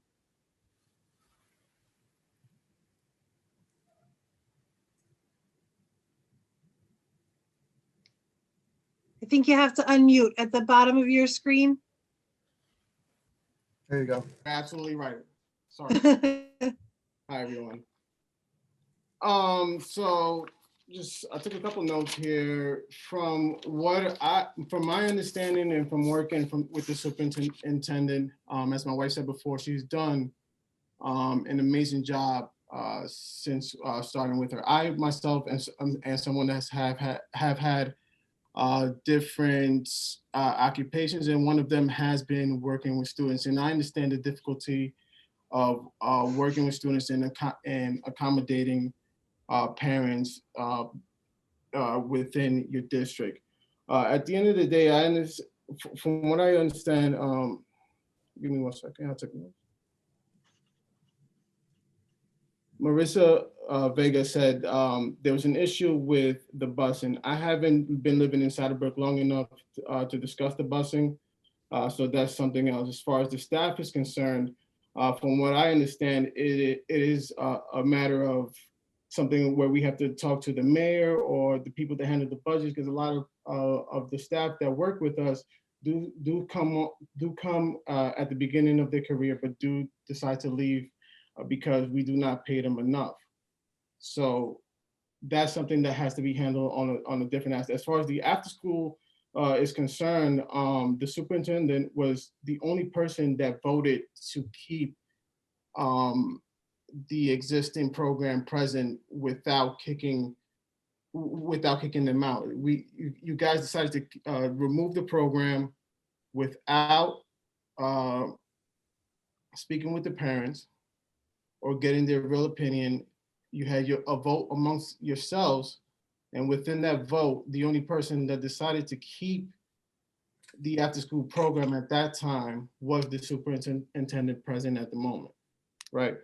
So, as far as the young gentleman that just spoke just now, Mr. James,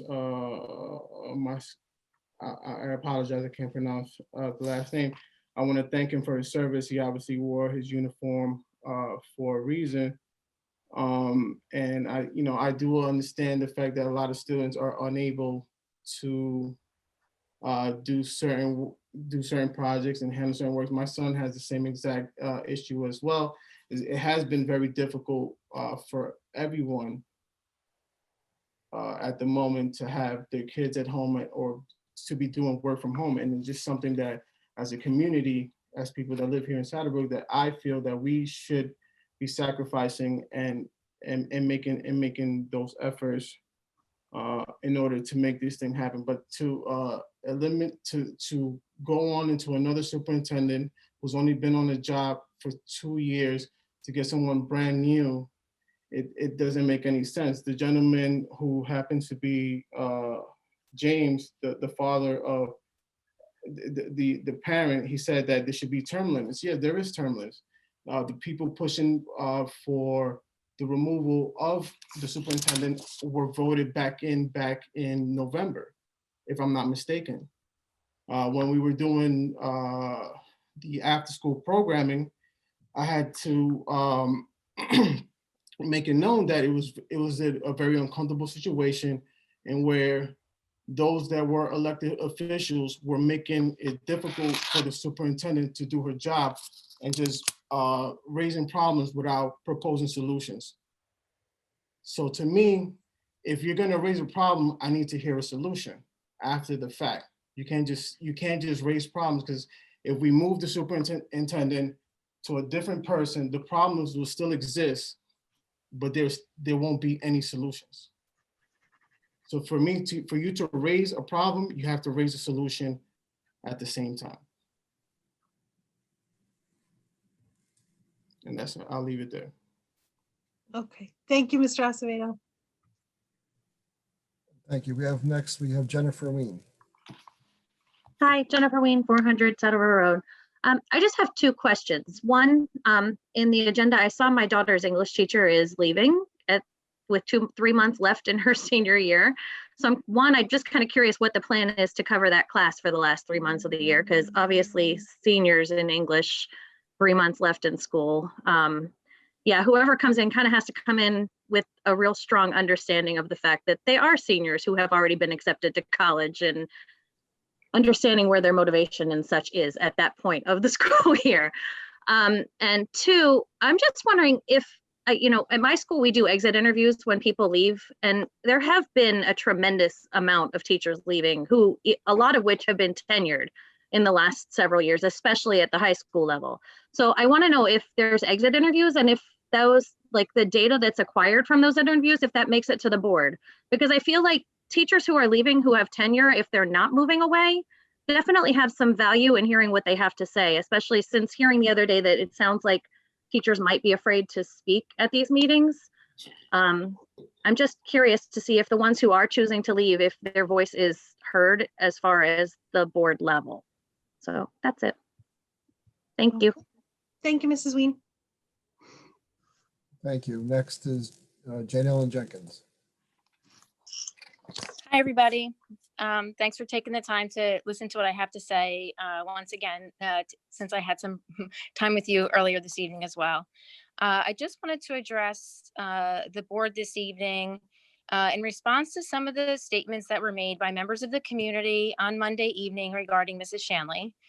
Having had some time to consider these remarks, I felt it was important to respond publicly to some of these items because I felt that they contained misinformation or a false representation. And I think it's incumbent upon me in my leadership role to set the record straight.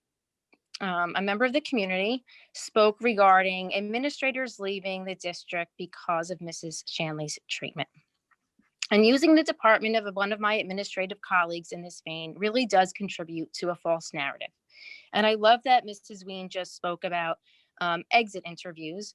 And if that comes as a suggestion to the board, I think it's a great one, because I think to just assume Mrs. Shanley is the reason for somebody's departure, whether an administrator or a teacher, would be the equivalent of using faulty data without that exit interview. So I thought that was a great question. And if it's not happening, I think it's a great suggestion. In addition, I want to just remind the public that when you're talking about a teacher or an administrator's professional career decisions when they're departing a district, and you're speaking of equating the reasons to something that happened between themselves and their relationship with the superintendent, you're also making that a matter of public record. And I don't think that that misinformation should stand as a matter of public record. So speaking very generally and respectful of my former colleagues, I'm here to say that many times that happens because of career advancement. Sometimes that just happens. You can enjoy a great relationship with Mrs. Shanley, as I know that the administrators who left during her period of leadership did. And you can still be on an upward trajectory in your career. And that takes you sometimes outside of Saddlebrook. And we've hated to see some of those individuals go. But I also wanted to talk about how stability in leadership leads to administrator retention. And I'm going to give you some data so you can understand that. I was hired in June of 2015. So for the first 3 years that I was in district, from the date of my hire to the time that Mrs. Shanley arrived, I watched 10 administrative colleague departures in 3 years.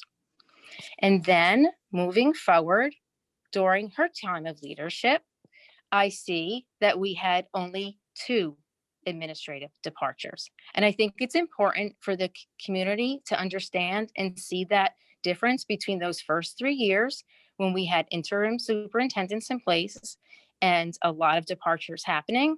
And then you see, like in our presentation tonight, all of the huge gains that the district is making and new programming that has come into place. And I also heard Mrs. Ioli speak to some of that she's witnessing from the board office level. And this is why a consistent superintendent brings consistency and stability to the leadership team, and we pay that forward to our teachers and our students. There was also a remark made on Monday that the administrators are afraid of Mrs. Shanley. And I have to say that she is someone I have no fear to call upon. None. And as what I watch her do is mentor new administrators, and she coaches us to mentor our teachers, to mentor one another. And this has also brought stability to our team. Upon her arrival, she inherited a district that was nowhere near where we needed to be in terms of curriculum and test scores, finances, and board policies. I heard Mr. Maniscalco talk about paying consequences. When we have administrative turnover and we have a turnover in that superintendent leadership, the consequences look like an impact on our school, on our test scores, on lagging progress on curricular initiatives, and a slow launch to maybe. So that is one of my concerns regarding a consequence of change of leadership for Saddlebrook. And now many of our school community members did not have children in the district in 2010. And that was the year that some of our board members and some of my colleagues and some parents will remember we had massive state cutbacks. Saddlebrook, like every other district in New Jersey, made decisions to cut administrators, staff, and programs. And it has taken years for districts in our state to bounce back from those cutbacks. Now, fast forward to the 18-19 school district when Mrs. Shanley arrived, there were still cost savings measures that she was able to implement so we could progress our programs and our district initiatives and forward and create new opportunities with students. Did we have to make some cuts in certain areas? Yes, we did. But we had to make sure that we were still implementing programs and new opportunities with teachers, and that is something that we've accomplished. And that is something I know that the administrative team is very proud of. Now, does Mrs. Shanley have to sometimes hold adults accountable to delivering what's best for our children? Absolutely. That's what a community should expect of their superintendent. However, she also expounds to us that leaders always provide room for forgiveness and for growth. And just like coaches, an administrator's job is always to coach people forward. And that is what she does for us. And that's what she asks us to do for our teachers. And that's what she asks us to do for our students. So sometimes, even during difficult matters, it's important to maintain open hearts, and open minds. And I hope that the board and the community will do the same. Thank you. Thank you, Mrs. Jenkins. Thank you. Next, we have, I'm gonna get back to Bethlehem with Janet Doherty. Hi, Janet Doherty, 264 3rd Street in Saddlebrook. This is off topic, but when you were doing the presentation on, I think it was slide number 3, about starting pretty much the daily living skills class, you said it was only going to be geared towards autistic kids. But I don't see why it wouldn't or shouldn't be geared towards MH kids or any type of kid that would benefit from a daily living skills program. And I think the staff that runs it really needs to understand how to work with all disabilities, because I think it should be open to all disabilities that would benefit from it. And then I just want to say one more thing, because the thing about the aftercare, I know it hurt a lot of us. It hurt me, but I was 100% in agreement with just sucking it up and not having anything until we found something. Because I know that man that just spoke said it was a horrible thing, but I'm not sure if he had a kid that was in the actual program with this man that was arrested. The aftermath that I dealt with at home was horrific.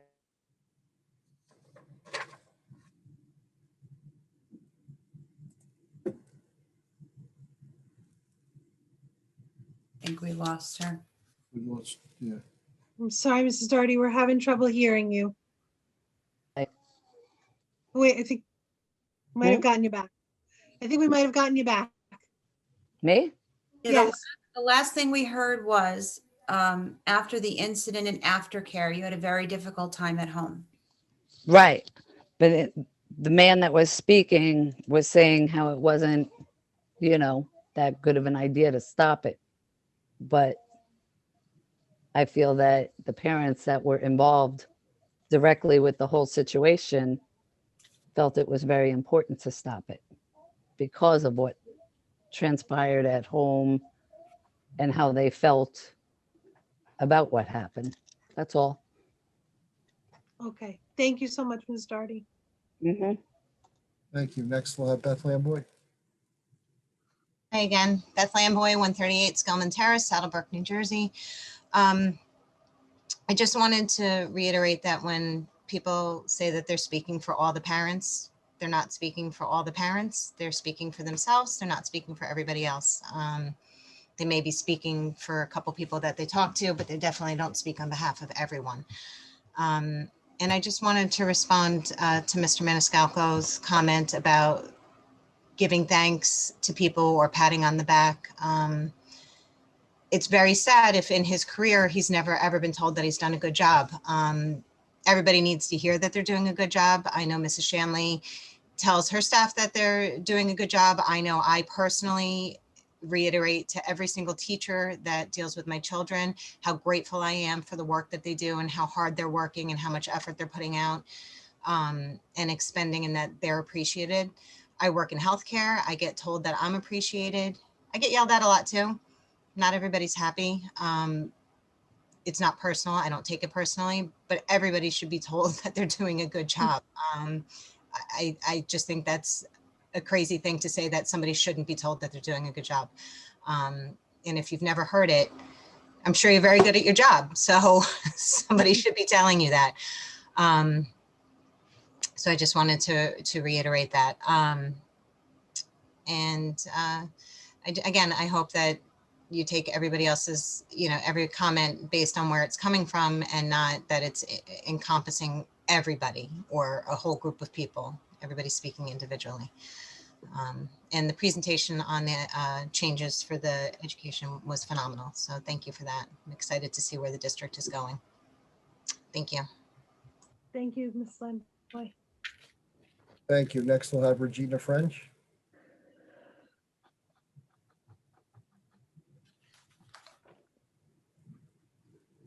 Where'd she go? Nope, I must have hit it by accident. Sorry, Oh. I'm driving. I have no comment. Thank you. Oh. Oh, All right, next I have Gallo Mendoza.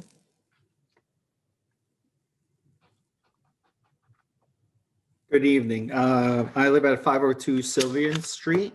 Just want to be very quick. I have to agree with Miss Jenkins, and I also have to agree with Kathy. Miss Shanley, I don't know you that well. I'm kind of new to this, but I do have a nephew in the high school. And some things that I liked is that his phone is taken away during class. He's telling me that he doesn't like that. He was also telling me about the videos that have to be educational and they have to do work afterwards. That is clutch. That's awesome. So, and the other thing is consistency. Consistency is very important, especially during this time. And I don't think that if we go in a different direction during this, during this situation that we're in is optimal. So that's it, I guess. Sorry, it's my first time. I'm a little nervous, but thank you. that's okay. Thank you, Mr. Mendoza. Thank you. And next we have Dr. Carberry. Hi, Sarah Carberry, 81 South West Wing F. My question is a different topic. It's about the plan for the next 6 months, not the plan for the next 5 years. Because I, within the next week, have to give my schedule to my employer for the fall. I know in the previous summer, there was a committee, a reopening committee, that I think did a pretty good job of coming up with a plan to reopen in September. And I do agree, it would have been a completely different situation if we weren't able to open at all. I'm grateful for the 2 days. I would love more. So my question really is that committee still a thing? Or has decisions have they just shifted to completely on the shoulders of the board and the superintendent? I would recommend a committee be reformed if it had been disbanded, because the committee, I believe, I wasn't on it, but I believe it was charged with just coming up with phase 1, maybe into phase 2, getting us to January, and now we're past that. So I would recommend reopening that committee and listening to those voices again, because they did a pretty good job. I mean, I think everyone has criticisms with whatever would have happened, but I think they did a pretty good job. And I think maybe those voices need to be heard again, and sooner rather than later. I think a lot of parents with the uncertainty is making people a little bit more on edge than anything else, right? Just not knowing what's going to happen. And I know no one has a crystal ball and can predict what's going to happen in fall. I'm not asking for that, but maybe some more transparent, cut and dry goals that we would meet to get the school reopened, hopefully by fall. For example, is there, a number of cases? If Bergen County is under a number of cases, do we go into phase 4? I think we're in phase 3. We would go into phase 4. If there are a certain number of percentage of people who are vaccinated, can we move on to a next step? I think just having those numbers out into the community would make people a lot less, what's the word I'm looking for, nervous about moving forward. And I think that, it's on everyone's minds. It can't be an easy decision, but my point is there might be more people that have voices that could help with the decision. And the parents, and I'm not speaking for all parents, sorry, I would really appreciate like a more straightforward plan. That's all. Thank you. Thank you. Thank you. Next, we have Amy Higgins. It's 228 Saddlewood Road. Sorry, my camera's broken. I just want to address a few things. I never said that the administration, I never said anything about the administration being afraid to speak with Ms. Shanley. I said I had heard from staff members and I had heard from some parents, and I had parents who asked me to speak. Last year for graduation, we fought every day through emails. We had to fight for all that. Nothing was given to us. Answers were not handed. We fought for that, and people did not see that because that was done behind the scenes. The moving of the high school principal last year down to middle school with not really getting a reason why is another reason. You had something good going there and you had to change it. So this is what we're talking about. You're saying don't make change, but you're doing it on a regular basis. I'm glad that everything is all rainbows and unicorns behind the scenes there, because that scared me. I was losing sleep at night thinking that, you know, things aren't going well over there. I know it's a big process and undertaking to look for a new superintendent, but guess what? You already have a perfect candidate who works for the district. Tony Violetti would be perfect. She's fantastic. She covered the job for Ms. Shanley when she was out. She's approachable, knowledgeable. She knows the system. She knows the staff. And I don't think anybody had anything bad to say about the job that she did. And I believe that when Ms. Shanley came back at that meeting, everybody praised what a wonderful job she did. And I even got up and spoke and thanked her personally for an incident with my son when he had yet another allergy incident at the school, because you still couldn't get that under control about don't bring food into school. So if any of you were on the fence about it, you have the perfect candidate right in your school, right under your nose. And if she would take the job, she would do fantastic. That's all I have to say. Thank you, Mrs. Higgins. I don't see any more hands up. Okay. We have, I think it's Sarah Molnecki. E102 Claremont Ave. I wasn't planning on speaking, so I don't have anything pre-written. Also, I don't believe I said that administrators were intimidated. The letter I read for my second round, I was given. I do not know who wrote that. I was given and said, would you please read this? I tried to get someone else to read it because I feel anything I say is just met with an eye roll by multiple people. But no one stepped up, so I stepped up. I'm not afraid to stand for our children. I work in a school district and I've been a contractor in multiple school districts. I have never once seen a whole bunch of administrative central office people have to get up and speak on behalf of a superintendent. I just want to say that. I'm not saying it was wrong. I just found that strange. And I know your decision is probably already made and everything we're saying is falling on deaf ears. But I have been in my one school for several years and I have had 8 principals. And the Board of Ed is in my building, and we've had 8 superintendents in the past few years. And you know what? The kids are fine. The teachers are fine because the teachers know what to do, and the good teachers just keep rolling with the punches, and they worry about the kids, and they take care of the kids. No one's the wiser. The kids have no idea. We had to have 3 different principals because of illnesses one year. Kids just rolled with the punches. So saying that change is too much is an excuse. I understand it sucks. It's a huge undertaking to go through hiring anything, administrators, everything. It sucks. I've been on that side and seen it. But you got to remember, we got to do right by these kids. These kids are going through enough. The teachers, everybody's going through heck with this pandemic, but that's not an excuse. We need to look for the future. And I really want to see things get better. Despite my district having 8 superintendents, you know what? And it's a comparable district to Saddlebrook. We have 2 blue ribbon schools. We have so many AP classes. They got some kind of award, a Governor's School of Excellence. There's repeatedly getting awards here, and I just don't see it happening with Saddlebrook. And I like Saddlebrook. It's a cute little town, and you know, I just want, and I really think everyone should look deep in their hearts before they make their final decision on their vote, which I know is coming up. But you know, you got to do right by the kids. Most of you don't even have kids in the school district anymore. You got to do right by these kids, and that's what matters. And I'm sorry if I'm not making sense. Like I said, I wasn't planning on speaking, and just the kids come first. Special ed, regular ed, we got to think of the kids, and it'll it'll be fine if we think of the kids and not worry about who we're friends with and who we go to dinner with and all that. So thank you, everyone. Have a good night. Thank you, Ms. Milnicky. All right, anybody else wishing to speak?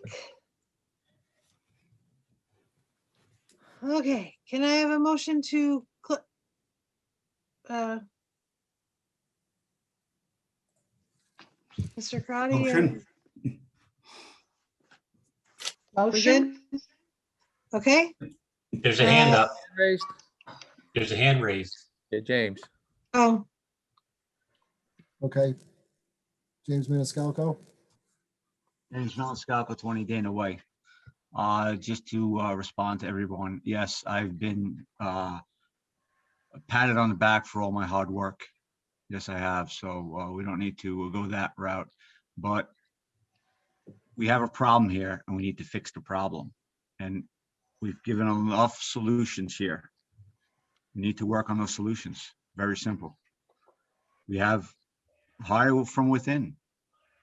Don't spend the money on finding somebody. If there's a problem, we need to fix it. And clearly there's a problem, but some reason people are not seeing it. And I'm not sure why. Just like many of the other parents have said, we have had lots of conversations with administration. I've lived in this town for 20 years. You know, you talk to people, people talk. They're not going to talk in front because they're afraid, they are afraid of their job. Clear and simple. You don't want to see that, but that's the case. They are afraid of their job if they speak up. Until you guys get that through your head, I'm not sure what else to say. So I want to thank all the volunteers for all your help. Guys, have a great night. Thank you. thank you. Okay, anybody else? All right, let's try this again. Can I have a motion to close the meeting to public comment? Motion. Second. Okay, all in favor? Aye. Okay, we are closed for public comment. Mrs. Shadley, is there anything that you would like to answer any of those questions? Could we say something through the chair? Or go after Ms. Shanley? Why don't we let Ms. Shanley, if she has anything she wants to Okay. say, and then board members can. Okay, if I could just address some of the things that came up, I wanted to let the faculty and staff know that when your students are enjoying the Dress Down Day fundraiser for the graduating classes of the building, that faculty and staff are welcome to participate in that activity as well with your students. Yes, Mrs. Acevedo was correct, or maybe it was Mr. Acevedo that mentioned that the busing was a result of a board policy change, and it was a collective decision. It was not my decision alone. As far as the classes and students struggling with classes and not being able to complete their work at home or pick up materials, I think that's something that the students really need to be able to communicate with the teacher or with the principal. Because if a student needs something and they don't have something, we will do our best to find a way to get it to them, or to partner with a friend who could drop something off, or we will do what we can to help. So please make sure that if students are struggling with their supplies for school, to please reach out to your teacher, your counselor, your vice principal, your principal, and we will get you what you need to complete your assignments.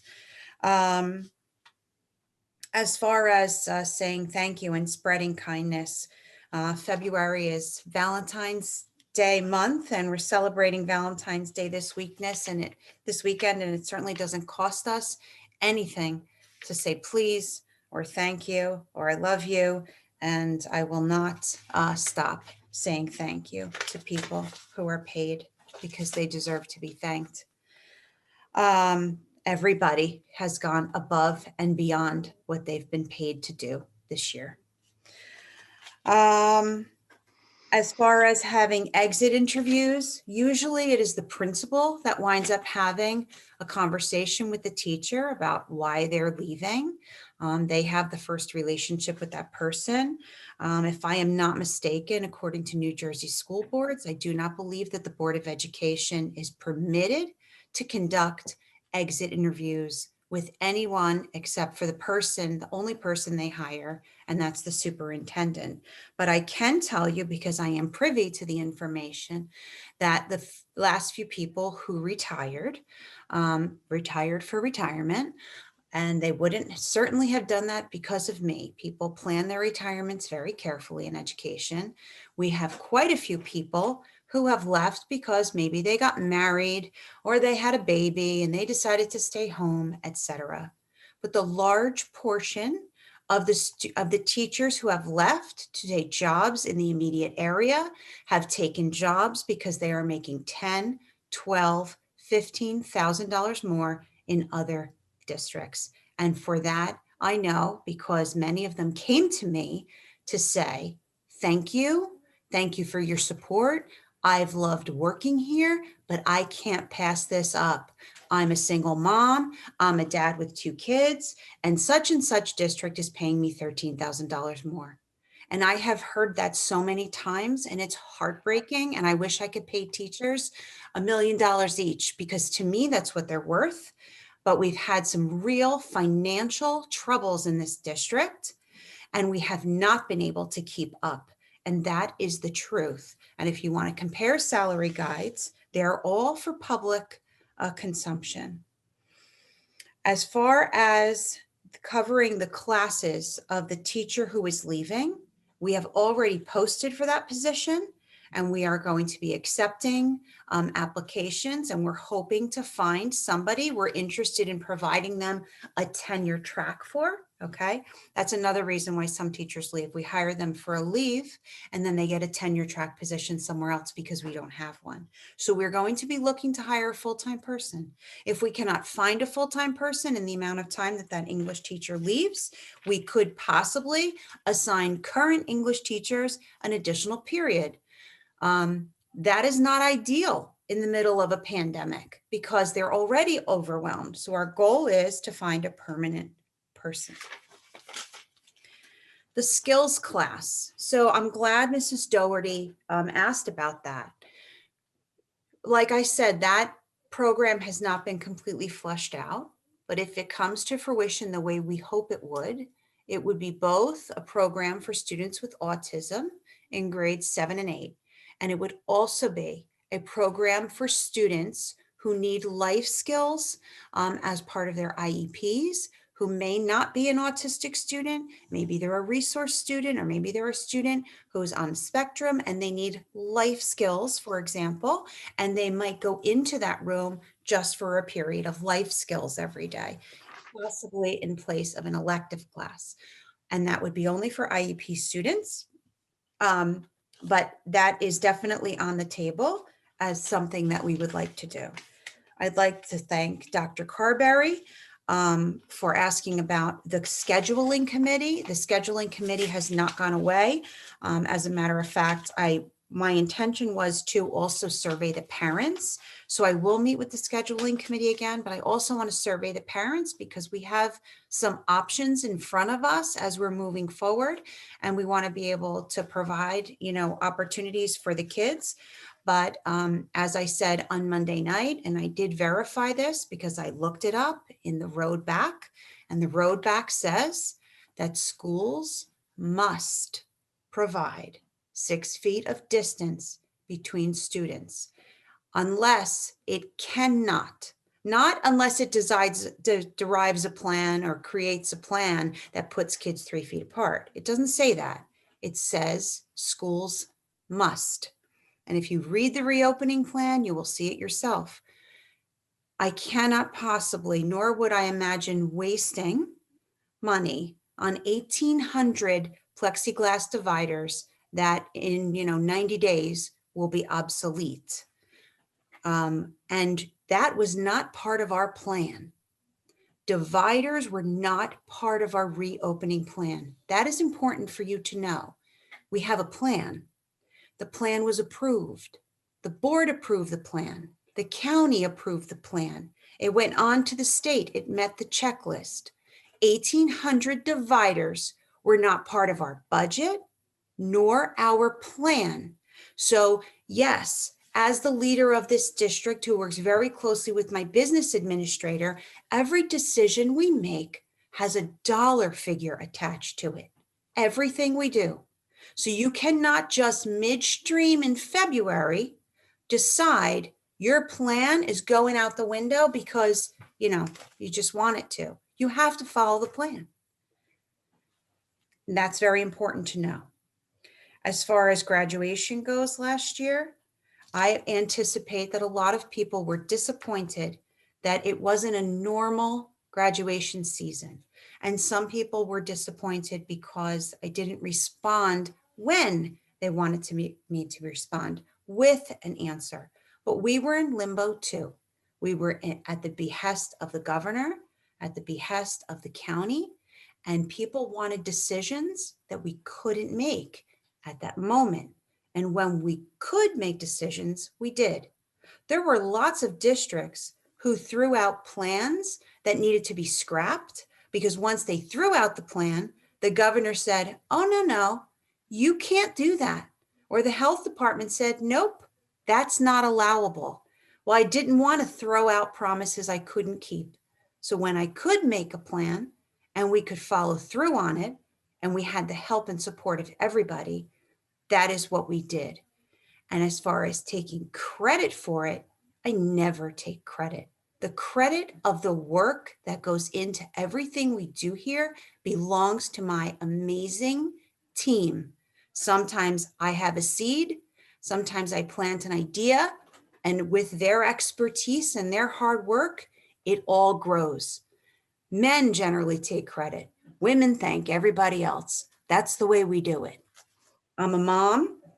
I'm responsible for everything that goes wrong and never responsible for anything that goes right.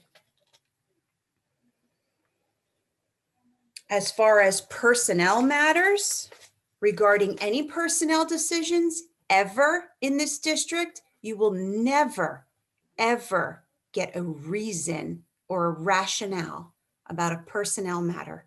It's illegal and it's just wrong. So that will never happen. And I believe that is the end of the notes that I have regarding tonight's comments. And once again, thank you to everybody who came out tonight to speak. Chair. Thank you so much. Okay, Ms. Laurentino, you wanted to say something? Yeah, through the chair, if I may. I hope James and Michael Maniscalco are still on. I'd like to thank Michael for his service to the country. And I think James, as a dad, you're probably very proud of your son. So that's something that's totally awesome.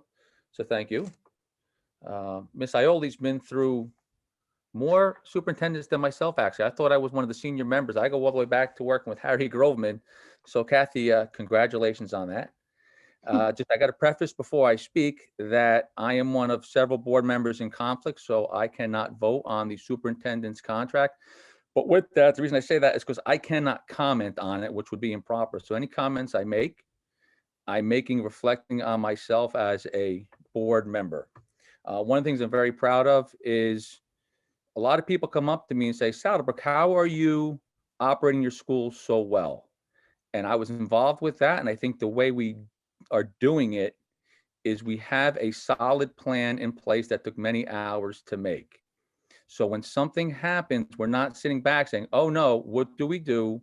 We have our plan, we revert to it, and we're able to make very quick and accurate decisions. And that's what causing us, I wouldn't say successful, because I don't think anybody's successful in a pandemic. I think it's not a very good thing going on right now. But for a bad situation, I do think we're making the best of it. And I'm proud of the 8 board members I work with that are getting through this. But there were some things that as a board member I need to be concerned with. And that's when some people say things that are negative about the district, because I believe it's our job to fix it. Because even though the super puts a lot up, even like curriculum, we vote on that. I'm responsible for that. So when people say things such as test scores are going down, I had to look into that. And it turns out, and correct me if I'm wrong, but the 18-19 school year, we had test scores. The 19-20 year was last year. There was no test scores, and there's going to be no test scores this year. So we can't say scores are getting better. We can't say scores are getting worse, if people want to assess our district, we explained it tonight, or Ms. Shanley did in the district goals, where she talked about how we're going to have our growth and how we're going to measure it. So in terms of growth or how well our district's doing, I definitely think that is something that people need to be aware of. And because we're a targeted school, that is going to be known information. I do think one of the things I need to do better as a board member is, or work with our school, is to get information out. Specifically, for example, when we talk about our curriculum, we did cut some programs, as they said, but people need to know we're not cutting programs to cut. We cut obsolete ones. As Mr. Mice explained, one of them that got cut got incorporated into 2 other programs. So it's too generic to say they're cut. We need to know why they were cut and were they still being used. To say we don't have a STEM program, we do have a STEM program. We do need to let people know that. What happens in some of these meetings is, and actually tonight's phenomenal. I want to thank everybody who spoke, everybody who came. I saw as high as 159 people, which is awesome. But sometimes when people speak, people believe when it comes from the public that it's accurate information about our district. I think where we get accurate information is Monday night when we hear the curriculum presentation. That's what our district is doing. I think when we hear people talk about the trades, which is very important, I think it's incumbent upon us to do it better on how we let people know. As Ms. Shanley explained tonight, with the early career programs at Bergen Community College, that although we're a small district and there's certain things that unfortunately we're just not going to be able to offer, that we do have programs that some of our students can go into and take advantage of so that they can be successful when they leave their school. I know, speaking from my own personal experience, with the AP programs, I've had 4 kids that have gone through the district. I learned a lot about what we have to offer, and I learned how to take advantage of what we have to offer. I would think going forward, I think we're going to have to just do better on getting people to know what Saddlebrook has to offer. And, we talk about how some kids don't do well or are negative in our school. I think we had one parent speak tonight whose daughter has her choice of several law schools in which she's going to attend. That's a Saddlebrook success story. We have, I know, a former student who's currently getting her master's at NYU, which is a plug for my daughter. I'm very proud of her. So you can get an excellent education here in Saddlebrook. We just have to help our parents understand what the best path is for their kids. I know I'm droning on, I'm almost done. And lastly, this is a pandemic. This is beyond what any administrator, teacher, staff, anybody could ever have imagined to gone through. So I really want to thank the people who are really making this work. It's the people at the ground level, our teachers, our paras, our specials, our custodians, our admin team, our nurses, anybody I didn't mention. Sometimes you don't think you're appreciated. I'm not gonna speak for the entire board or anybody else, but I'm sure they probably all echo it. We are very, very proud. I am very, very proud and honored to work and see the work that's being done in our district. So at this point, I am very happy to be on the board. If people aren't happy, I will gladly speak with you, but I'd really like to be part of this momentum going forward. And that closes my long-winded. Everybody have a great night. Thank you, Ms. Florentino. The chair. Yes. Okay, first I'd like to respond to Mr. Acevedo on his comment about the before and after care, how it was presented to us and we turned it down. Mr. Acevedo, I don't know if you're still on or not, but we were given the night of that meeting one company, and that one company had an employee who touched a child inappropriately. Now, I don't know you as a father, but if somebody touches my child or my family member, they're not going to be walking for a while. That's number one. Number two, if we were presented with more options, you would have had it. There were no more options. So when you go to a meeting and you say that so-and-so here isn't looking out for our kids, or me, myself, isn't looking out for our kids, you're absolutely incorrect. 100% incorrect, because the kids are the number one thing on my table. And two, the comment that the superintendent made about men credit, that was a sexist statement. And I feel bad for all men in this district. It was, including my son. It was a It's not, joke, Mr. Ackerman. it's a joke. Now it's a joke. You got caught. once No, again. it was a joke. Okay. And again, are we going to be bringing up, Miss Mahoney, are we going to be bringing up any of the emails we received over the week? Or is that going to be swept under the rug? Because I never heard from you all week about that. Thank you. I actually, Mr. Accomando, I spoke with our attorney and we are going to discuss it. Okay. Through the chair. Mr. Shear. Oh, sorry, I saw Mr. Shear's. Okay, thank you. I just wanted to make a quick comment. I know Friday is PS I Love You Day, and I know Saddlebrook is not open on Friday. But when I used to teach in Saddlebrook, one of my former students actually helped to bring PS I Love You Day to Saddlebrook. And I know it's something near and dear to their heart and to their family's heart. So I just wanted to remind everyone that if you can, wear purple on Friday. And I know that, I know Smith School is doing it on Friday. Next Friday. I don't know about the other schools, but if you can, please try to wear your purple. And this year, the theme is We Rise Up Together and we bring people up together. And if you don't know much about PS I Love You Day, it is centered around mental health and mental health awareness. So, you know, I think it's a great opportunity to just have some of those discussions, especially in this pandemic time where a lot of us feel isolated. And I just think the theme is wonderful around the idea of, you know, we rise up and we rise up together. So if you can, wear your purple this Friday or, you know, next Friday when we return to school. So thank you. That's all I want to say. Thank you. Okay, Ms. Zattarelli. First and foremost, I would like to thank Mr. Maniscalco for his service. It's very great to see young people doing this. And the senior Mr. Maniscalco for being very proud of his son. Now next, Mr. Acevedo, you seem to be very, very misinformed on a lot of things. Your shots were directed at me. You've done it before. I don't know why, but maybe you should think about running for the board. That's all I'm going to say. Okay, thank you. Anybody else wish to, board members wish to comment? Okay, then I think that we are done.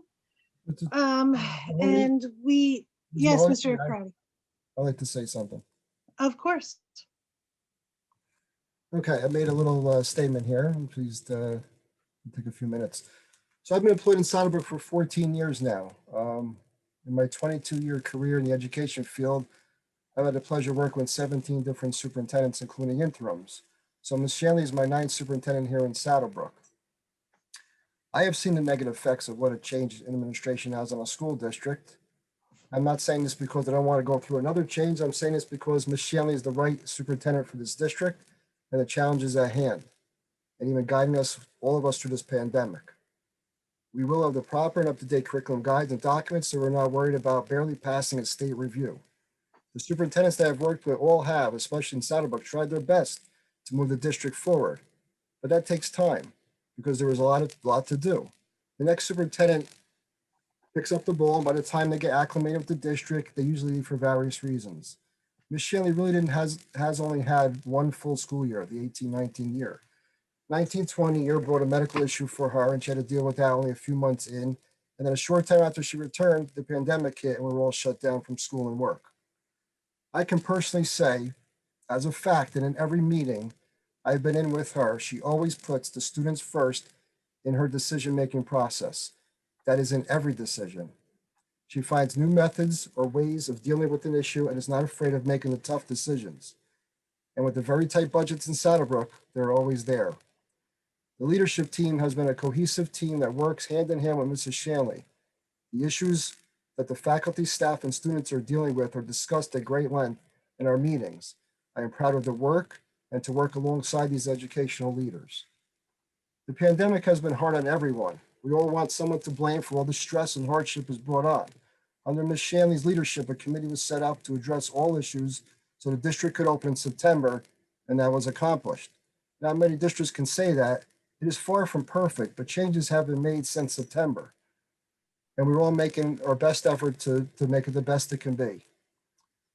She has been working all the time with the COVID case and the staffing decisions. She's involved with all of it and does not pass it on to administrators, nurses to handle it. She does it because she cares and wants to keep everyone safe. The board trustees put a lot of time to serve the community. They do listen to the people that elected them. They listen and work hard in our board and committee meetings. I know it may look like most of the time that they are rubber stamping what the superintendent says, but it is the complete opposite. Yes, many agenda items and decisions are out of their control, but they do ask questions, they do debate, they do the hard work, all with no pay. I commend them for this hard work and their time. They hear all sides and make their decisions. Most people don't know, but the board does not run the day-to-day operations of the district. This falls on Mrs. Shaley and her team. The board's role is policy, planning, appraisal, and communication with the public. Like I said earlier, I've been in this district for 14 years. I would love to finish out my career in Saddlebrook because it is a wonderful community and I think it has a strong school system. I enjoy coming to work, working with the great central office staff, the faculty and support staff. I want to stay because I want to see things through to make this district the best it can be with a healthier budget, obtain much needed staffing, building improvements and projects. I want to make sure the students have everything they need to be successful in whatever they choose to do. I see this vision being fulfilled with Ms. Shaley as superintendent. Her work ethic, motivation, and vast curriculum experience make her the right fit for this district and school community. I thank you all for your time and listening to me. Thank you, Mr. Crowdy. Okay, our next meeting is March 8th for the caucus and March 10th for the regular meeting. I believe that is it. We are not going into close, so we are just adjourning this meeting. So may I have a motion to adjourn, please? Motion. Second. All in favor? All right. Thank you, everybody. Thank you for your time and attention and comments, and have a wonderful night and a wonderful week.